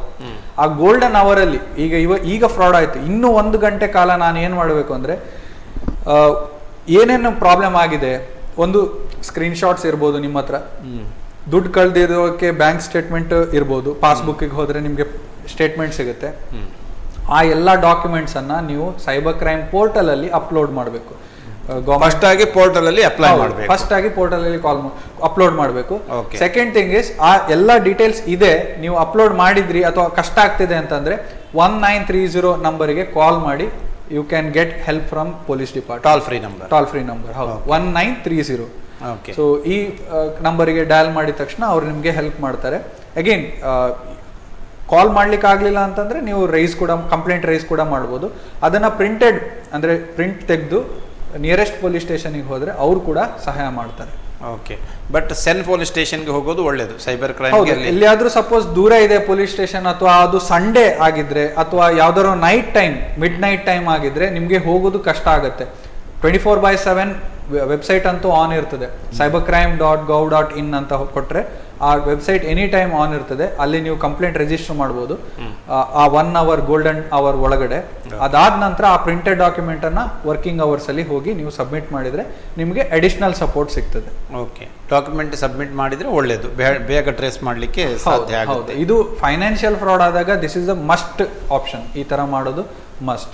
Identity theft ಆದಾಗ ನೀವು ಮಾಡಿ, ಯಾಕಂದ್ರೆ ನೀವು ಮಾಡಿದ್ರೆ ನೀವೇ ಸೇಫ್ ಆಗಿರ್ತೀರಿ. ಅಯ್ಯೋ ಡಾಕ್ಯುಮೆಂಟ್ ಹೋಯ್ತಲ್ಲ, ಅಷ್ಟೇ ಹೋಗಿದ್ದು, ದುಡ್ಡು ಹೋಗ್ಲಿಲ್ಲ ಅಂತ ಸುಮ್ಮನೆ ಕುತ್ಕೊಳ್ಬೇಡಿ, ಯಾಕಂದ್ರೆ document is also very important. But offence is taken as A serious. ಈಗ ಫ್ರಾಡ್ ಮಾಡಿದವರಿಗೆ ಸೈಬರ್ ಕ್ರೈಮ್ ಅಲ್ಲಿ ಹೌದು, strict action will be taken. ಯಾರು ಮಾಡಿರ್ತಾರೆ ಅವರಿಗೆ ಸ್ಟ್ರಿಕ್ಟ್ ಆಕ್ಷನ್ ತಗೊಳ್ತಾರೆ. ಹಾಗೆ ವಿಕ್ಟಿಮ್ ಏನಿರ್ತದೆ ಇರ್ತಾರೆ ಅವರಿಗೆ ಮೇ ಬಿ ಕರಿಬಹುದು. ಈಗ ಏನಾದ್ರು ಕೇಸ್ ರಿಜಿಸ್ಟರ್ ಆದ್ರೆ, ಈ ತರ ತುಂಬಾ ಪ್ರಾಬ್ಲಮ್ ಆದಾಗ ಕೇಸ್ ರಿಜಿಸ್ಟರ್ ಮಾಡ್ಕೊಳ್ತಾರಲ್ಲ, ಎವಿಡೆನ್ಸಿಗೆ, ವಿಟ್ನೆಸ್ಸಿಗೆ ಅಂತ ಹೇಳಿ ನಿಮ್ಮನ್ನು ಕರಿಬಹುದು. But how they will investigate? Because different States are different Nations, ಇದು ಒಂದಷ್ಟು ಡಿಫಿಕಲ್ಟೀಸ್ ಅಲ್ವಾ? ಹೌದು, ಈ ತರ ಈಗ ನಾನು ಇದೇ ಲೊಕೇಶನ್ ಅದೇ ಲೊಕೇಶನ್ ಅಂತಲ್ಲ, ತುಂಬಾ ಫ್ರಾಡ್ ಆಗೋದು ಈ ನಾರ್ತ್ ಇಂಡಿಯಾ ಪೋರ್ಷನ್ ಅಲ್ಲಿ ಇದೆ ಅಲ್ಲ, ಅಲ್ಲಿಂದ ಬರ್ತವೆ. ಯಾಕಂದ್ರೆ ಕಂಪ್ಲೇಂಟ್ಸ್ ಬಂದಾಗ, ರಿಸಾಲ್ವ್ ಆದಾಗ ಯೂಶುವಲಿ ನೋಡಿದ್ರೆ ಸ್ಕ್ಯಾಮರ್ಸ್ ಎಲ್ಲ ಈ ಅನ್ಎಜುಕೇಟೆಡ್ ಸೈಟ್ಸ್ ಪೊಸಿಷನ್ಸ್ ಏನಿರ್ತದೆ ಲೊಕೇಶನ್, ಅಲ್ಲಿಂದ ಆಗಿರ್ತಾರೆ. ಬಿಹಾರ್, ಜಾರ್ಖಂಡ್. ಈ ರೀಸನ್ ಯಾಕೆ ಅಂತಂದ್ರೆ ಅಲ್ಲಿ ಅವರಿಗೆ ರೆವೆನ್ಯೂ ಅಂದ್ರೆ labour is not so much highly paid. ಅವಾಗ ಅವರಿಗೆ ಈ ತರ ಸ್ಕ್ಯಾಮ್ಸ್ ಮಾಡೋದನ್ನ ಕಲಿಸಿ ಕಂಪ್ಯೂಟರ್ ಕೊಟ್ಟು ಕೂರ್ಸಿರ್ತಾರೆ. ಅವ್ರ ಕೆಲಸ ಏನು ಅಂದ್ರೆ ಮಾರ್ನಿಂಗ್ ಇಂದ ಈವ್ನಿಂಗ್ ತನಕ ಬರೀ ಈ ತರ ಕಸ್ಟಮರ್ ಸಪೋರ್ಟ್ ಅಂತ ಕಾಲ್ ಮಾಡೋದು, ಸ್ಕ್ಯಾಮ್ಸ್ ಮಾಡೋದು, OTP ಕೇಳೋದು, ಇದೇ ಕೆಲಸ ಆಗಿರ್ತದೆ. ಸೊ ಈ ತರ ಅನ್ಎಜುಕೇಟೆಡ್ ಅನ್ನು ಕರ್ಕೊಂಡು ಅಡ್ವಾಂಟೇಜ್ ಆಗಿ ತಗೊಂಡು ಈ ತರ ಮಾಡೋರು ಇರ್ತಾರಲ್ಲ, ಹಾಗಾಗಿ ಪ್ರಾಬ್ಲಮ್ ಆಗ್ತಾ ಇರೋದು. Okay, still there is any ಯಾವುದಾದ್ರು ಸಂದರ್ಭಗಳಲ್ಲಿ ಅಂದರೆ ಈಗ ಗೌರ್ಮೆಂಟ್ ಸ್ಕೀಮ್ಸ್ ಇರುತ್ತೆ, ಯೋಜನೆಗಳಿರುತ್ತೆ, ಅದರದ್ದು ಹಣ ಎಲ್ಲ ಬರುತ್ತೆ. Sometimes it's a small amount, sometimes it's a big amount. Still ಅದು ಟ್ರೂ ಬೆನಿಫಿಷಿಯರಿಗೆ ತಲುಪುತ್ತೆ. ಕೆಲವೊಂದು ಬಾರಿ ಏನಾದರೂ ಅದರಲ್ಲಿ ಲೀಕ್ ಮಾಡಿಕೊಂಡು ಫ್ರಾಡ್ ಮಾಡುವಂಥ ಸಾಧ್ಯತೆಗಳಿದೆಯಾ ಸರ್? ಈಗ ಆಲ್ಮೋಸ್ಟ್ ಎಲ್ಲ ಪ್ರೊವಿಷನ್ ಎಲ್ಲ ಕ್ಲಿಯರ್ ಆಗಿದೆ, ಎಲ್ಲ ಆಲ್ಮೋಸ್ಟ್ ಎಲ್ಲ ಕ್ಲಿಯರ್ ಆಗ್ತಾ ಇದೆ. ಆದ್ರೂ ಕೂಡ ಮಿಡ್ಲ್ ಮ್ಯಾನ್ ಅಂತ ಎಲ್ಲಿ ಬರ್ತದೆ ಅಲ್ಲಿ ಸ್ವಲ್ಪ ಹೆದರಿಕೆ ಇರ್ತದೆ. ಇಲ್ಲ ಅಂದ್ರೆ ಡೈರೆಕ್ಟ್ ಬೆನಿಫಿಷರಿ, ಈಗ ಫಾರ್ ಎಕ್ಸಾಂಪಲ್ PM ಕಿಸಾನ್ ಆಗಿರ್ಬೋದು, ಅಥವಾ ಯಾವ್ದಾದ್ರು ಆ ತರ ಯೋಜನೆಗಳು ಏನಾಗ್ತಾ ಇದೆ ಎಲ್ಲದು ಡಿಜಿಟಲೈಸ್ ಆದ ಕಾರಣ ಡೈರೆಕ್ಟ್ ಬೆನಿಫಿಷರಿ ಅವ್ರಿಗೆನೆ ಹೋಗ್ತಾ ಇದೆ. ಅವ್ರದೇ ಅಕೌಂಟ್ ನಂಬರ್ ಅಪ್ಡೇಟೆಡ್ ಇರ್ತದೆ, ಡೈರೆಕ್ಟ್ ಅವರಿಗೆ ಹೋಗ್ತದೆ. ಹಾಗಾಗಿ ಈಗ ಮೊದ್ಲಿನಷ್ಟು ಆಗ್ತಾ ಇಲ್ಲ, ಫ್ರಾಡ್ಗಳು ನಡೆಯೋದಿಲ್ಲ, ತುಂಬಾ ಡಿಕ್ರೀಸ್ ಆಗಿದೆ. ಮೇ ಬಿ 10% ಇನ್ನು ಬಾಕಿ ಇದೆ ಅನ್ಸ್ತದೆ. ಬಟ್ ಈಗ ಹೊಸ ಯೋಜನೆಗಳ ಮುಂದೆ ಎಲ್ಲ ಏನ್ ಬರ್ತಾ ಇದೆ ಅದು ಎಲ್ಲದು ಡೈರೆಕ್ಟ್ ಬೆನಿಫಿಷರೀಸ್ಗೆ ಹೋಗುವಾಗೆ ಮಾಡ್ತಾ ಇದ್ದಾರೆ, ವಿಚ್ ಇಸ್ ಆಕ್ಚುಲಿ ಗ್ರೇಟ್. ಯಾಕಂದ್ರೆ ಮಿಡಲ್ ಮ್ಯಾನ್ ಇಲ್ಲದೆ ಇರುವಾಗ ಡೈರೆಕ್ಟ್ ಯಾರಿಗೆ ಸಿಗ್ಬೇಕೋ ಅವರಿಗೆ ಸಿಗ್ತಾ ಇದೆ. ಅಲ್ಲಿ ಏನು ಫ್ರಾಡ್ ಸಾಧ್ಯತೆಗಳು ಕಡಿಮೆ, ತುಂಬಾ ಕಡಿಮೆ. ಓಕೆ, ಸರಿ. ಇದಕ್ಕೆಲ್ಲ ಪರಿಹಾರ ಏನು? ಈಗ ಈ ಸೈಬರ್ ಕ್ರೈಮ್ಗಳು ಹೆಚ್ಚುತ್ತಾ ಇವೆ ಸರ್, ಈಗ ಫ್ರಾಡ್ಗಳು ಕೂಡ ಹೆಚ್ಚುತ್ತಾ ಇವೆ. ಇದಕ್ಕೆ ಪರಿಹಾರ ಏನು? ಪರಿಹಾರ ಅಂದ್ರೆ ಮೇನ್ ಆಡಿಯನ್ಸ್ ಅಥವಾ ಕನ್ಸ್ಯೂಮರ್ಸ್ ನಾವೇನಿರ್ತೇವೆ ನಾವೇ ಜಾಗ್ರತೆಯಾಗಿ ಇದನ್ನ ಹ್ಯಾಂಡಲ್ ಮಾಡಬೇಕು. ಯೂಸರ್ಸ್ ಹೌದು, ಯಾರನ್ನ ಬ್ಲೇಮ್ ಮಾಡಿ ನಾವು ಇದನ್ನ ನಿಮ್ಮಿಂದಾಗಿದ್ದು ಅವರಿಂದಾಗಿದ್ದು ಅಂತ ಹೇಳೋದಲ್ಲ. ಯಾಕಂದ್ರೆ ಮೊಬೈಲ್ ನಮ್ಮ ಕೈಲಿದೆ ಅಥವಾ ಲ್ಯಾಪ್ಟಾಪ್ ನಮ್ಮ ಕೈಲಿದೆ, ಡಿವೈಸ್ ನಮ್ಮ ಕೈಲಿದೆ, ಇಂಟರ್ನೆಟ್ ನಮ್ದೇ. ಇದನ್ನೆಲ್ಲ ಮಾಡಿ ನಾವು ಮಾಡಿದ್ದನ್ನ ಬೇರೆಯವ್ರಿಗೆ ದೂರ ಹಾಕೋದಲ್ಲ, ನಾವು ಮಾಡುವಾಗನೇ ಜಾಗ್ರತೆಯಲ್ಲಿ ಯೂಸ್ ಮಾಡ್ಕೊಳ್ಬೇಕು. So this is the first thing. Verify. Second thing is, ನಾವು ಕ್ಲಿಕ್ ಮಾಡಿದ್ವಿ ಎಲ್ಲ ಓಕೆ, ಬಟ್ ವೆರಿಫೈ ಮಾಡ್ಕೊಳ್ಬೇಕು. ಯಾಕಂದ್ರೆ ಪೇಮೆಂಟ್ ಮಾಡೋ ಮೊದಲು ಡಿವೈಸ್ ಅಲ್ಲಿ ಏನಾದರೂ ಟೈಪ್ ಮಾಡೋ ಮೊದಲು ನಾವು ಅದನ್ನ ಡಬಲ್ ಟೈಮ್ ಥಿಂಕ್ ಮಾಡಿ ನಾವು ಎಂಟರ್ ಮಾಡಬೇಕು. ಸೊ ನಾವು ಜಾಗ್ರತೆ ಆಗಿದ್ರೆ ಮಾತ್ರ ನಾವು ಸೇಫ್. ಈವನ್ ಪೇಮೆಂಟ್ ಟೈಮ್ ಅಲ್ಲಿಯೂ ಕೂಡ ಬಹಳ ಎಚ್ಚರ ವಹಿಸಬೇಕು. ಹೌದು, ಬಹಳ ಎಚ್ಚರ ವಹಿಸಬೇಕು. ಸ್ಕ್ಯಾನ್ ಮಾಡಿ ಮಾಡುವಾಗಲೂ ಅಷ್ಟೇ. ಸ್ಕ್ಯಾನ್ ಮಾಡಿ ಆದ ನಂತರ ಶಾಪಲ್ಲಿ ಇದ್ರೆ ಶಾಪ್ ಅವ್ರ ಹತ್ರ ಕೇಳಿ, ಇದು ನಿಮ್ಮ ಅಕೌಂಟ್ ಹೌದಲ್ವಾ? ಅಲ್ಲಿ ನೇಮ್ ಬರ್ತದೆ, ಬ್ಯಾಂಕಿಂಗ್ ನೇಮ್ ಬರ್ತದೆ. ಬ್ಯಾಂಕಿಂಗ್ ನೇಮ್ ಬಂದಾದ ನಂತರ ಪೇಮೆಂಟ್ ಮಾಡಿ. It will hardly take 5 seconds verify ಮಾಡಲಿಕ್ಕೆ. ಸೊ ಆ ಟೈಮ್ ನಾವೇನು ವೆರಿಫಿಕೇಶನ್ಗೆ ಟೈಮ್ ಕೊಡ್ತೀವಿ ಅದು ಕೊಟ್ಟರೆ ತುಂಬ ಒಳ್ಳೆಯದು. ಓಕೆ, ಬಟ್ ಸೈಬರ್ ಸೆಕ್ಯೂರಿಟಿಯನ್ನು ಟೈಟ್ ಮಾಡಲಿಕ್ಕೆ ಈ ಸಿಸ್ಟಮಲ್ಲಿ, ವ್ಯವಸ್ಥೆಯಲ್ಲಿ ಏನಾದರೂ ಚಾನ್ಸಸ್ಗಳು ಇವೆಯಾ? ಖಂಡಿತ ಹೊಸ ಆವಿಷ್ಕಾರ ಬರ್ತಾ ಇದೆ. ಆಲ್ರೆಡಿ ತುಂಬಾ ಅಪ್ಡೇಟ್ಸ್ಗಳಿದೆ. ಮೊದ್ಲಿಂದ ಈಗ ಕೊರೋನಾ, ಜಸ್ಟ್ ಬಿಫೋರ್ ಕೊರೋನಾ ಹೇಗಿತ್ತು, ಆ ಸಿಚುವೇಶನ್ ಇಂದ ಈ ಸಿಚುವೇಶನ್ಗೆ ಕಂಪೇರ್ ಮಾಡಿದ್ರು ಕೂಡ ತುಂಬಾ ಟೆಕ್ನಾಲಜಿ ವೈಸ್ ಸೈಬರ್ ಸೆಕ್ಯೂರಿಟಿಯಲ್ಲಿ ಪ್ರಾಮಿನೆಂಟ್ ಆಗಿದೆ. ಹೊಸ ಅಪ್ಡೇಟ್ಸ್, ಸ್ಟ್ರೆಂತ್ ಎಲ್ಲದೂ ಸಿಕ್ಕಿದೆ ಸೇಫ್ ಆಗ್ಲಿಕ್ಕೆ. ಆದ್ರೆ ಜನ ಅದನ್ನ ಬಳಕೆ ಮಾಡ್ಕೊಳ್ಬೇಕು. ಈಗ ಸಿಂಪಲ್ ಆಗಿ ಇಮೇಲ್ ಅಂತ ಅನ್ಕೊಂಡ್ರು, ಇಮೇಲ್ ಅಲ್ಲಿ 2 factor ಅಥೆಂಟಿಕೇಶನ್ ಅಂತ ಇದೆ. ಎಷ್ಟು ಜನ ಅದನ್ನ ಇನೇಬಲ್ ಮಾಡಿದ್ದಾರೆ ಅನ್ನೋದು ಇಂಪಾರ್ಟೆಂಟ್. Okay. ಅದ ಸೆಕ್ಯೂರಿಟಿ ಆಪ್ಷನ್ ಕೊಟ್ಟಿದ್ದಾರೆ, ಆ ಕೊಟ್ಟಿರೋದನ್ನ ಎಷ್ಟು ಜನ ಬಳಕೆ ಮಾಡ್ತಾರೆ ಅದ್ರ ಮೇಲಿಂದ ಅವ್ರು ಸೆಕ್ಯೂರ್ ಆಗಿದಾರ ಇಲ್ವಾ ಅಂತ ಹೇಳ್ಬೋದು. ಸೊ ಆಪ್ಷನ್ ಕೊಟ್ಟಾಗ ಯುಟಿಲೈಸ್ ಮಾಡ್ಕೊಳ್ಳಿ, ಆ ಸೆಕ್ಯೂರಿಟಿ ಫೀಚರ್ ಇದ್ದಾಗ ಅದನ್ನು ಅಳವಡಿಸ್ಕೊಳ್ಳಿ. ಅಳವಡಿಸ್ಕೊಂಡಿದ್ರೆ ಮಾತ್ರ ನೀವು ಸೇಫ್ ಆಗಿರ್ಬೋದು, ಬಿಟ್ರೆ ಅದು ಇದ್ದು ಅದನ್ನ ಬಳಕೆ ಮಾಡಲಿಲ್ಲ ಅಂತಂದ್ರೆ ವೇಸ್ಟ್ ಆಗ್ತದೆ. ಓಕೆ, ಈ ಆ್ಯಪ್ಗಳು ದೇಶದ್ರೋಹದ ಕೃತ್ಯಗಳಿಗೂ ಕೂಡ ಬಳಕೆ ಆಗ್ತಾ ಇದೆ ಅನ್ನುವಂಥ ಸುದ್ದಿಗಳನ್ನು ಕೂಡ ಕೇಳ್ಪಟ್ಟಿದ್ದೇವೆ. ಈ ಸಂದರ್ಭದಲ್ಲಿ ಯಾವ ರೀತಿಯ ಮುನ್ನೆಚ್ಚರಿಕೆಯನ್ನು ವಹಿಸಬೇಕು? ಮುನ್ನೆಚ್ಚರಿಕೆ ಅಂದ್ರೆ ನಾವು ಅದನ್ನ ಪ್ರಮೋಟ್ ಮಾಡೋದಾಗಿರ್ಲಿ ಅಥವಾ ನಾವು ಆ ದ್ವೇಷ ಸೀಕ್ರೆಟ್ ರಿವೀಲ್ ಮಾಡೋದಾಗಿರ್ಲಿ, ಆತರ, ಮತ್ತೆ ನಾವು ಆ ದ್ವೇಷಕ್ಕೆ ಸಪೋರ್ಟ್ ಆಗೋದಾಗ್ಲಿ, ಅಂದ್ರೆ ಆತರ ನಾವು ಫಾಲೋ ಮಾಡ್ತಾ ಹೋಗ್ಬಾರ್ದು. ಆತರ ಈ ತರ ಪೋಸ್ಟ್ ಬಂದ್ರೆ ಅದನ್ನ ಇಗ್ನೋರ್ ಮಾಡ್ಬೇಕು ಅಲ್ಲೇ. ಸೊ ಈ ತರ ದೇಶದ್ರೋಹ ರಿಯಾಕ್ಟ್ ಮಾಡಬಾರ್ದು. ಅದ್ ಏನ್ ಆಗ್ತಾ ಇದೆ ಅದನ್ನ ಹಾಗೆ ಇಟ್ಬಿಡಿ. ಯಾಕಂದ್ರೆ ನಿಮ್ಮ ಹೆಸರು ಏನಾದ್ರು ಬಂದ್ರೆ ಆಮೇಲೆ ನೀವು ರಿಯಾಕ್ಟ್ ಆಗ್ಬೋದು, ಬಿಟ್ರೆ if it is going on ಎಲ್ಲೋ ಆಗ್ತಾ ಇದೆ ಅಂತಂದ್ರೆ ನಾವೇ ಅದನ್ನ ಹೊಂಡ ತೊಡ್ಕೊಂಡು ಮುಂದೆ ಹೋಗೋದಲ್ಲ. So we have to ignore whatever the wrong things are happening. Just report ಅಲ್ಲಿ ಆಪ್ಷನ್ ಇದೆ. ಈಗ ಫೇಸ್ಬುಕ್ ಪೋಸ್ಟಿಗೆ ಹೋಗ್ಲಿ ಅಥವಾ ಇನ್ಸ್ಟಾಗ್ರಾಮ್ ಆಗಲಿ, ಪ್ರತಿಯೊಂದು ಫೋಟೋಕ್ಕೆ ಅಥವಾ ವಿಡಿಯೋಕ್ಕೆ ಒಂದು ಪೋಸ್ಟ್ ಅಲ್ಲಿ ಒಂದು 3 ಡಾಟ್ಸ್ ಇರುತ್ತೆ. ಅದರಲ್ಲಿ ಕ್ಲಿಕ್ ಮಾಡಿದ್ರೆ ರಿಪೋರ್ಟ್ ಅಂತ ಆಪ್ಷನ್ ಇದೆ. ಸೊ ರಿಪೋರ್ಟ್ ಮಾಡಿದ್ರೆ ಇದು ಫೇಕ್, ಇದು ರಿಯಲ್, ಅಥವಾ ಇದು ಏನೋ ಸುಮಾರಷ್ಟು ಆಪ್ಷನ್ಸ್ ಇರುತ್ತೆ.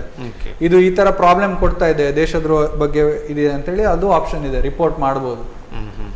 ಸೊ ಅದನ್ನ ಕ್ಲಿಕ್ ಮಾಡಿದ್ರೆ ಇನ್ಸ್ಟಾಗ್ರಾಮಿಗೆ ಒಂದು ಟಿಕೆಟ್ ಹೋಗುತ್ತೆ. ಅವ್ರು ಏನ್ ಮಾಡ್ತಾರೆ, ಇದು ನಿಜವಾಗ್ಲೂ ಈ ತರ ಪ್ರಾಬ್ಲಮ್ ಆಗ್ತಿದೆ ಸೊಸೈಟಿಯಲ್ಲಿ ಅಥವಾ ಕಮ್ಯುನಿಟಿಯಲ್ಲಿ ಈ ತರ ಪ್ರಾಬ್ಲಮ್ ಆಗ್ತಾ ಇದೆ ಅಂದ್ರೆ ಅದನ್ನ ರಿಮೂವ್ ಮಾಡ್ತಾರೆ ಪೋಸ್ಟ್ ಅನ್ನ. ಸೊ ದಂಗೆ ಹೇಳೋದಾಗಿರ್ಲಿ ಆ ತರ.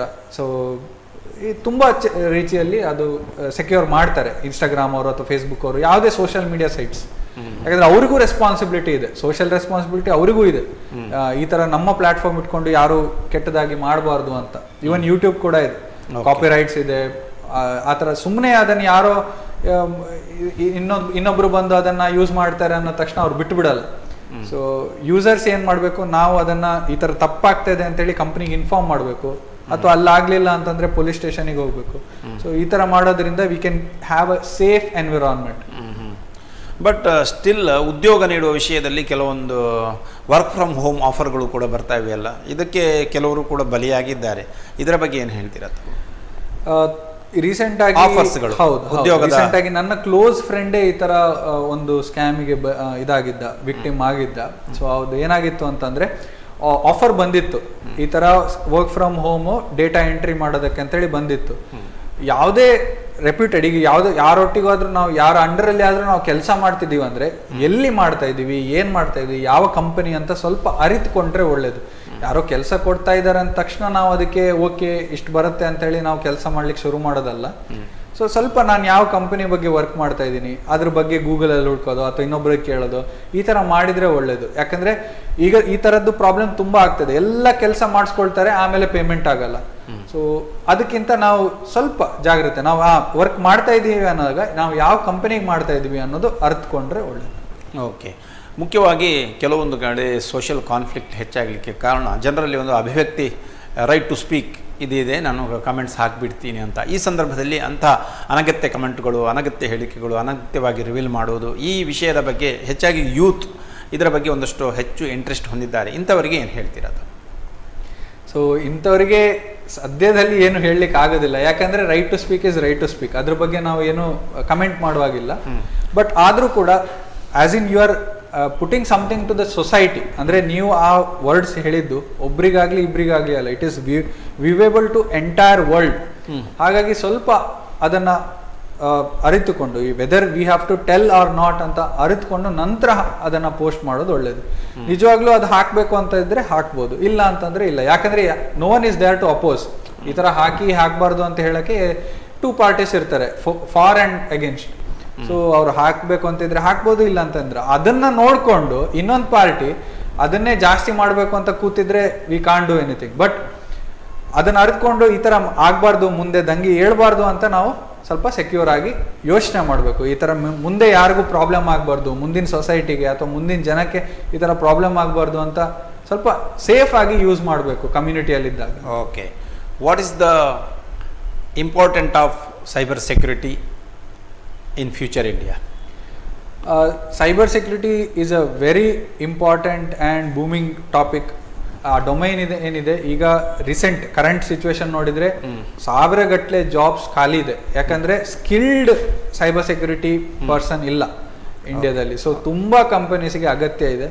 That is definitely going to hit the market in future. ಯಾಕಂದ್ರೆ ಎಲ್ಲ ಕಂಪನಿಗೂ, ಪ್ರತಿ ಕಂಪನಿಗೂ ಇಷ್ಟು ಸೈಬರ್ ಸೆಕ್ಯೂರಿಟಿ ನಾಲೆಜ್ ಇರುವ ಪರ್ಸನ್ಸ್ ಇರಲೇಬೇಕು ಅಂತ ಮುಂದೆ ಏನಾದರೂ ಬಂದ್ರೆ ಆವಾಗ the future of cyber security will be very strong.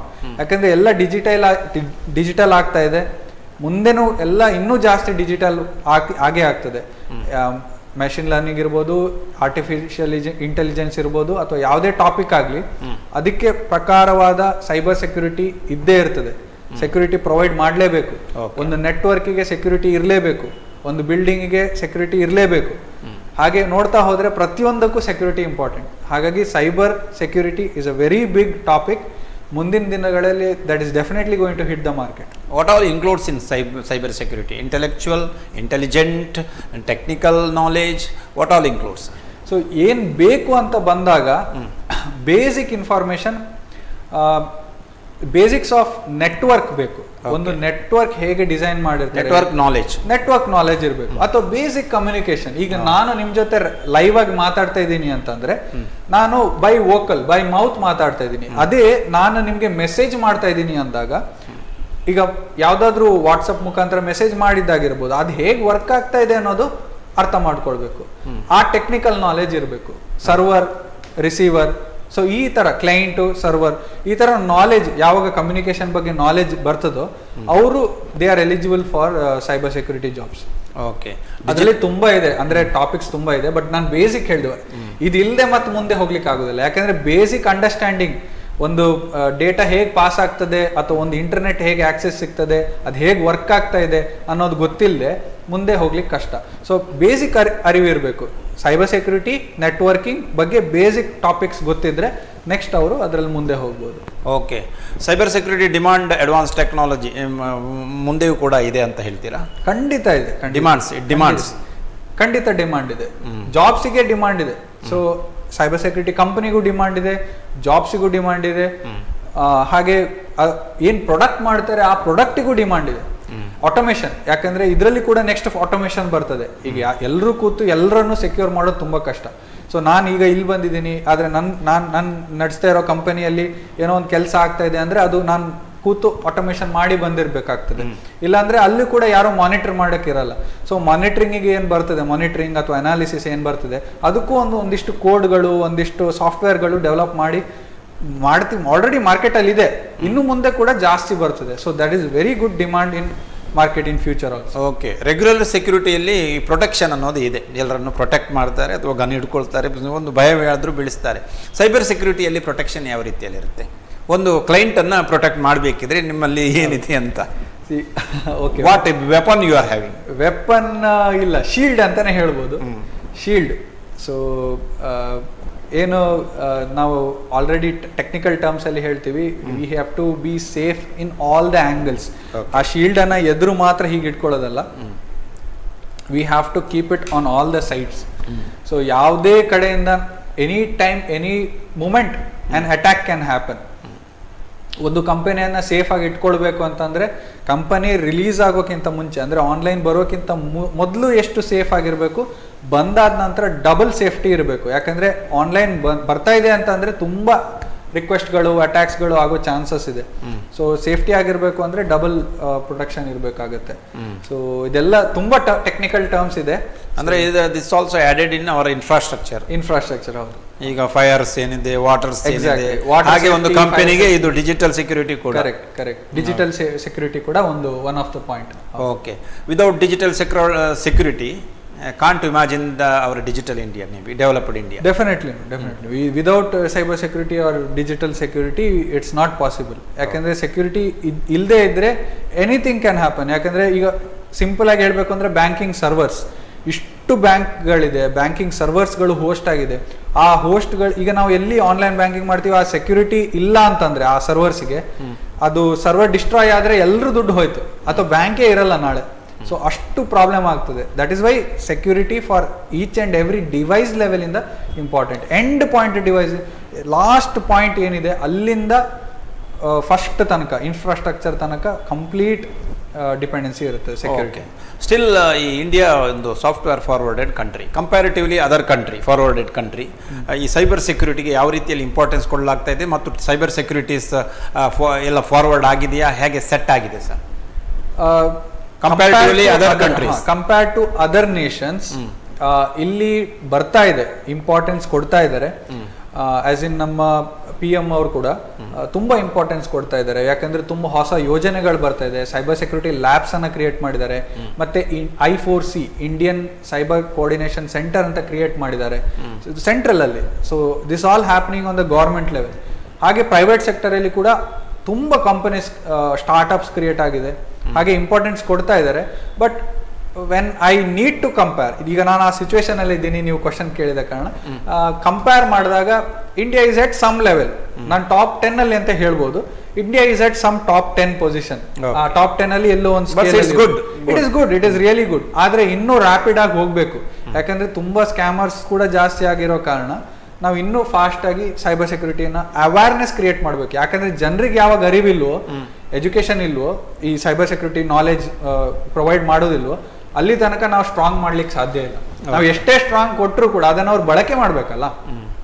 ಈ ತರ ಒಂದು ಸೆಕ್ಯೂರಿಟಿ ಇದ್ದಾಗ ಜನರು ಅದನ್ನ ಬಳಕೆ ಮಾಡಲಿಲ್ಲ ಅಂತಂದ್ರೆ ಅದು ವೇಸ್ಟ್ ಆಗೋಗುತ್ತೆ. ಓಕೆ, ಆಂಟಿ ಸೋಷಿಯಲ್ ಆಕ್ಟಿವಿಟೀಸ್ಗಳನ್ನು ತಡೆಗಟ್ಟಲಿಕ್ಕೆ ಸೈಬರ್ ಸೆಕ್ಯೂರಿಟಿ ಏನಾದರೂ ಒಂದಷ್ಟು ಕೊಡುಗೆಯನ್ನು ನೀಡಬಹುದಾ ಅಂತ? ಕೊಡ್ತಾ ಇದೆ ಸರ್. ಆಲ್ರೆಡಿ ಈಗ ನಾನು ಕೊಡುತ್ತೆ ಅಂತ ಫ್ಯೂಚರ್ ಅಲ್ಲಿ ಹೇಳೋಕ್ಕಿಂತ ಆಲ್ರೆಡಿ ಕೊಡ್ತಾ ಇದೆ. ನಾನು ಆಗ್ಲೇ ಹೇಳಿದಾಗ ರಿಪೋರ್ಟಿಂಗ್ ಇದು ಜನರೇ ಮಾಡ್ಬೇಕು. ನೋಡಿ ಸುಮ್ನೆ ಬಿಡೋ ಬದಲಿಗೆ ಅಟ್ಲೀಸ್ಟ್ ಅದು ನಮ್ಗೆ ಅಗತ್ಯ ಇಲ್ಲ, ಆನ್ಲೈನ್ ಅಲ್ಲಿ ಬರೋ ನೆಸೆಸಿಟಿ ಇಲ್ಲ, ಇದು ಯಾರಿಗೋ ಡಿಫೇಮ್ ಆಗ್ತಾ ಇದೆ ಅನ್ನೋ ಗೊತ್ತಾದ್ರೆ ಅದನ್ನ ರಿಪೋರ್ಟಿಂಗ್ ಆಪ್ಷನ್ ಇದೆ. ಸೊ ರಿಪೋರ್ಟ್ ಮಾಡಿ ಅದನ್ನ ಯಾವ್ದು ಆಂಟಿ ಸೋಷಿಯಲ್ ಪೋಸ್ಟ್ ಇದೆ ಅದನ್ನ ಆಪ್ಷನ್ ಇದೆ. ರಿಪೋರ್ಟ್ ಅಂತ ಕೊಟ್ಟಾಗ ಇಟ್ ಇಸ್ ಆಂಟಿ ಸೋಷಿಯಲ್ ಅಥವಾ ಇದು ಏನೋ ಪ್ರಾಬ್ಲಮ್ ಕಾಂಟ್ರವರ್ಸಿಯಲ್ ಇಶ್ಯೂ ಅಂತ ಏನೋ ಬರ್ದ್ರೆ ಅದೆಲ್ಲ ಫೈಬರ್ನಲ್ಲೇ ಆಯ್ತು ಸರ್, ಇದು ಫೇಸ್ಬುಕ್ ಅಲ್ಲೇ ಆಯ್ತು. ಈಗ ಕೆಲವೊಂದು ಆಂಟಿ ಸೋಷಿಯಲ್ ಆಕ್ಟಿವಿಟೀಸ್ ಇರುತ್ತೆ. ಈಗ ಎಲ್ಲಾ ಕಡೆ ಕ್ಯಾಮರಾಗಳು ಇವೆ, ಈ ಟ್ರಾಫಿಕ್ ಸಿಗ್ನಲ್ಸ್ಗಳ ಇದರಲ್ಲೂ ಕ್ಯಾಮರಾಗಳಿವೆ, ಅಲ್ಲಲ್ಲಿ ಕ್ಯಾಮರಾಗಳನ್ನು ಕೆಲವೊಂದು ನಗರಗಳಲ್ಲಿ ಇನ್ಸ್ಟಾಲ್ ಮಾಡಿದ್ದಾರೆ. ಈ ಸಂದರ್ಭದಲ್ಲಿ ಅಲ್ಲಿಂದ ಆಗುವಂತಹ ಪಿಕ್ಚರ್ಸ್ ಎಲ್ಲವೂ ಕೂಡ ಸೋಷಿಯಲ್ ಮೀಡಿಯಾಗಳಲ್ಲಿ ಕಲೆಕ್ಟ್ ಆಗಿ ಅದನ್ನ ಒಂದಷ್ಟು ಪತ್ತೆ ಹಚ್ಚುವಲ್ಲಿ, ಟ್ರೇಸ್ ಮಾಡುವಲ್ಲಿ ಅಥವಾ ಕಂಟ್ರೋಲ್ ಮಾಡುವಲ್ಲಿ ಸೈಬರ್ ಸೆಕ್ಯೂರಿಟಿ ಆಲ್ರೆಡಿ ಇದೆ. ಯಾಕಂದ್ರೆ ಈಗ ರೀಸೆಂಟ್ 1 ಮಂತ್ ಮೊದಲೇ ನಾವು ಬ್ಯಾಂಗ್ಳೂರ್ ಟ್ರಾಫಿಕ್ ಪೊಲೀಸ್ ಅವರು ಒಂದು ಪೋಸ್ಟ್ ಹಾಕಿದ್ದಾರೆ ಟ್ವಿಟರ್ ಅಲ್ಲಿ, ನೋಡಿರ್ಬೋದು ನೀವು. ಸೊ ಏನ ಹೇಳ್ತಿದೆ ಅಂತಂದ್ರೆ, ಚಲನ್ ಇಶ್ಯೂ ಮಾಡಬೇಕಾದ್ರೆ ಅಥವಾ ಏನಾದ್ರು ಫೈನ್ ಕೊಡ್ಬೇಕಾದ್ರೆ ಅವರೇನು ಫಿಸಿಕಲ್ ಆಗಿ ಅಲ್ಲಿ ಪ್ರೆಸೆಂಟ್ ಇರಬೇಕು ಅಂತಿಲ್ಲ. ಲೈನ್ ಕ್ರಾಸ್ ಆದ್ರೆ ಅಥವಾ ಸಿಗ್ನಲ್ ಜಂಪ್ ಆದ್ರೆ ಡೈರೆಕ್ಟ್ ಅವರಿಗೆ ನಂಬರ್ ಪ್ಲೇಟ್ ರೀಡ್ ಆಗಿ ಅವರಿಗೆ ನೋಟಿಫಿಕೇಶನ್ ಹೋಗ್ತದೆ. ಇದೆಲ್ಲ ಈಗಿನ ಕರೆಂಟ್ ಟ್ರೆಂಡ್ಸ್. ಯಾಕಂದ್ರೆ ಸೆಕ್ಯೂರಿಟಿ ಕ್ಯಾಮರಾಸ್ ಅಷ್ಟು ಪರ್ಫೆಕ್ಟ್ ಇದೆ. Cyber security control. ಹೌದು, ಈಗ ಹಿಟ್ ಅಂಡ್ ರನ್ ಕೇಸಸ್ ಅದನ್ನು ಕೂಡ ಸೈಬರ್ ಸೆಕ್ಯೂರಿಟಿ ಕಂಟ್ರೋಲ್. ಆದ್ರೆ ಎಲ್ಲಾ ರೋಡ್ಸ್ಗೂ ಇನ್ಸ್ಟಾಲ್ ಮಾಡೋದು ತುಂಬಾ ಕಷ್ಟ. ಅಲ್ಲ, ಮುಂದೆ ಆಗಬಹುದು ಅಂತ. ಆಗ್ಬಹುದು ಖಂಡಿತ ಆಗ್ಬಹುದು. Because developed nation like Saudi Arabia, Saudi ಅರೇಬಿಯಾದಲ್ಲಿ ಆಲ್ರೆಡಿ ಇಂಪ್ಲಿಮೆಂಟ್ ಆಗಿದೆ. So it is not very difficult in Indian roads. ಆದ್ರೆ ಅದಕ್ಕೆ ಸರಿಯಾಗಿ ನಮ್ಮ ರೋಡ್ ಇನ್ಫ್ರಾಸ್ಟ್ರಕ್ಚರ್ ಕೂಡ ಅಷ್ಟೇ ಪರ್ಫೆಕ್ಟ್ ಆಗಿರಬೇಕು. ಯಾಕಂದ್ರೆ ರೋಡ್ ಪರ್ಫೆಕ್ಟ್ ಆಗದೆ ನಾವು ಆ ಸೆಕ್ಯೂರಿಟಿ ಫೀಚರ್ಸ್ ಅನ್ನ ಹಾಕ್ಲಿಕ್ಕೆ ಹೋದಾಗ ಮತ್ತೆ ರೋಡ್ ಕನ್ಸ್ಟ್ರಕ್ಷನ್ಗೆ ತೆಗೆಯೋದು, ಅದು ಇದಾಗೋದು. ಸೊ ಈ ಇಂಪ್ರೂವ್ಮೆಂಟ್ಸ್ ಆಗ್ತಾ ಇದ್ದಾಗೆ ಅದು ಕೂಡ ಇಂಪ್ರೂವ್ಮೆಂಟ್ಸ್ ಆಗ್ತಾ ಇರ್ಬೇಕಲ್ವಾ. ಸೊ ಡೆವಲಪ್ ಆದ ನಂತರ ಮತ್ತೆ ಹಾಕ್ಬೋದು, ಇನ್ವೆಸ್ಟ್ ಮಾಡ್ಬೋದು, ಹಾಕ್ಬೋದು, ಸೆಕ್ಯೂರಿಟಿ ಪ್ರೊವೈಡ್ ಮಾಡ್ಬೋದು, ಮಾನಿಟರ್ ಮಾಡ್ಬೋದು. Can possible. ಓಕೆ, ಅಂದ್ರೆ ಸೈಬರ್ ಸೆಕ್ಯೂರಿಟಿ ಎಜುಕೇಶನ್ಗೆ ತುಂಬಾ ಫ್ಯೂಚರ್ ಇದೆ ಅಂತ ಹೇಳ್ತೀರಿ? ಇದೆ, ಡೆಫಿನೆಟ್ಲಿ. ಸ್ಟೂಡೆಂಟ್ ಅದನ್ನು ಚಾಯ್ಸ್ ಮಾಡ್ಕೊಳ್ಬಹುದು. ಖಂಡಿತವಾಗಿ. Not a difficulty. Not a difficulty, it is a requirement. ಸ್ಟಡೀಸ್ಗೆ ಸ್ವಲ್ಪ ಡಿಫಿಕಲ್ಟಿ ಇಲ್ಲ, ಅಷ್ಟೇನು ಡಿಫಿಕಲ್ಟಿ. ಇಂಟ್ರೆಸ್ಟ್ ಇದೆ, ಡೆಫಿನೆಟ್ಲಿ ಮಾಡಬಹುದು. ಇಂಟ್ರೆಸ್ಟ್ ಇದೆ, ಡೆಫಿನೆಟ್ಲಿ ಕೀನ್ ಇಂಟ್ರೆಸ್ಟ್ ಇರಬೇಕು. ಓಕೆ, ಫೈನಲಿ ಮೆಸೇಜ್ ಏನು ಸರ್ ನಮ್ಮ ವೀಕ್ಷಕರಿಗೆ, ಮೊಬೈಲ್ ಬಳಕೆದಾರರಿಗೆ, ಇಂಟರ್ನೆಟ್ ಬಳಕೆದಾರರಿಗೆ ಒಂದು ಮನಮುಟ್ಟುವಂಥ ಮೆಸೇಜ್ ಕೊಡಬೇಕು ಬಳಕೆ ಮಾಡಿಕೊಳ್ಳುವಲ್ಲಿ ಅಥವಾ ಫ್ರಾಡನ್ನು ತಪ್ಪಿಸಿಕೊಳ್ಳುವಲ್ಲಿ? ಸೊ ಸಿಂಪಲ್ ಆಗಿ ಹೇಳ್ತೀನಿ, ಇಷ್ಟರವರೆಗೆ ಹೇಳಿದ್ದನ್ನು ಅದೇ, ಸ್ವಲ್ಪ ಸಮ್ಮರಿಯಾಗಿ ಹೇಳ್ಬೋದು. ಸೊ ನಾವು ಯೂಸ್ ಮಾಡೋ ಡಿವೈಸಸ್ ಆಗಲಿ, ಇನ್ಫಾರ್ಮೇಷನ್ ಆಗಲಿ, ಆದಷ್ಟು ಸೆಕ್ಯೂರ್ ರೀತಿಯಿಂದ ನಾವು ಅದನ್ನ ಬಳಕೆ ಮಾಡ್ಕೊಳ್ಬೇಕು. ಅದು ಬಿಟ್ಟು ಇವತ್ತಿಗೆ ಸಿಗ್ತಾ ಇದೆ, ಶಾರ್ಟ್ ಟೈಮ್ ಸಿಗ್ತಾ ಇದೆ, ಅದನ್ನು ಯೂಸ್ ಮಾಡ್ಕೊಳ್ತೀನಿ ಅಂತಲ್ಲ. ಯಾವುದೇ ಆಫರ್ಸ್ ಆಗಲಿ, ಯಾವುದೇ ಆಗಿರಲಿ, ಜಸ್ಟ್ ಅದನ್ನ ಬಳಕೆ ಮಾಡಬೇಕಾದ್ರೆ ನಮಗೇನು ಇದರಿಂದ ಮುಂದೆ ಪ್ರಾಬ್ಲಮ್ ಆಗಲ್ಲ ಅಂತ ಇಂಟೆನ್ಷನಲ್ಲೇ ನಾವು ಅದನ್ನ ಬಳಕೆ ಮಾಡಬೇಕು. ಸೊ ಇಷ್ಟು ಇವತ್ತಿನ ಸಮರಿ. ನಾವೇ ನಮ್ಮನ್ನ ಜಾಗ್ರತೆ ಆಗಿಟ್ಕೊಳ್ಳಿಕ್ಕೆ ಸಾಧ್ಯ. ಓಕೆ ಸರ್, ಈ ಕಾರ್ಯಕ್ರಮದಲ್ಲಿ ಭಾಗವಹಿಸಿದಂತಹ ಪ್ರತ್ಯೂಷ್ ಅವರಿಗೆ ನಮ್ಮ ವಾಹಿನಿಯ ಪರವಾಗಿ ಹಾಗೂ ವೀಕ್ಷಕ ಬಾಂಧವರೆಲ್ಲರ ಪರವಾಗಿ ಹೃತ್ಪೂರ್ವಕವಾದಂಥ ಧನ್ಯವಾದ, ನಮಸ್ಕಾರ. ವೀಕ್ಷಕರೇ, ತಮಗೂ ಕೂಡ ಧನ್ಯವಾದಗಳು. ಇದೊಂದು ಇಂಪಾರ್ಟೆಂಟ್ ಆದಂಥ ವಿಚಾರ. ಮುಂದಿನ ದಿನಗಳಲ್ಲಿ ಈ ಮೊಬೈಲ್ಗಳನ್ನು ಬಳಸಿಕೊಳ್ಳುವಲ್ಲಿ, ಇಂಟರ್ನೆಟನ್ನು ಬಳಸುವಲ್ಲಿ ಬಹಳಷ್ಟು ಎಚ್ಚರಿಕೆಯನ್ನು ವಹಿಸಬೇಕು. ಇಲ್ಲವಾದಲ್ಲಿ ಸೈಬರ್ ಫ್ರಾಡ್ಗಳು ನಿರಂತರವಾಗಿ ನಡೀತವೆ. ನಾವು ಸುಲಭವಾಗಿ ಅದಕ್ಕೆ ತುತ್ತಾಗುವ ಸಾಧ್ಯತೆಗಳಿದೆ. ಆದ್ದರಿಂದ ಹೆಚ್ಚಾಗಿ ಗ್ರೀಡ್ನ ಬಲಿ ಬೀಳದೆ, ದುರಾಸೆಯ ಬಲಿ ಬೀಳದೆ, ನಮಗೆ ಎಷ್ಟು ಬೇಕೋ ಅಷ್ಟೇ ಮೊಬೈಲ್ಗಳನ್ನು, ಇಂಟರ್ನೆಟ್ಗಳನ್ನು ಬಳಕೆ ಮಾಡಿ ಮತ್ತು ರೆಗ್ಯುಲರ್ ಆಗಿ, ಆವಾಗಲೇ ಹೇಳಿದರು, ಅಪ್ಡೇಟ್ ಮಾಡಿಕೊಂಡು ಅದನ್ನು ಕಂಟ್ರೋಲ್ ಮಾಡಿಕೊಂಡು ನಮ್ಮ ಡಿವೈಸ್ಗಳನ್ನು, ನಮ್ಮ ಕಂಪ್ಯೂಟರ್ಗಳನ್ನು, ನಮ್ಮ ಮೊಬೈಲ್ಗಳನ್ನು ಒಂದು ಹೆಲ್ತಿ ಕಂಡೀಷನ್ನಲ್ಲಿ ಇಡೋದು ಕೂಡ ಒಳ್ಳೆಯದು. ಈ ನಿಟ್ಟಿನಲ್ಲೇ ತಾವೆಲ್ಲರೂ ಕೂಡ ಗಮನ ಹರಿಸ್ತೀರಿ ಅನ್ನುವಂಥ ಭಾವನೆಯೊಂದಿಗೆ ಕಾರ್ಯಕ್ರಮವನ್ನು ವೀಕ್ಷಿಸಿದಂಥ ಎಲ್ಲ ವೀಕ್ಷಕರಿಗೆ ಧನ್ಯವಾದಗಳು, ನಮಸ್ಕಾರ. ಮತ್ತೆ ಭೇಟಿಯಾಗೋಣ ಮುಂದಿನ ವಾರ. ಅಲ್ಲಿವರೆಗೆ ನಮಸ್ಕಾರ.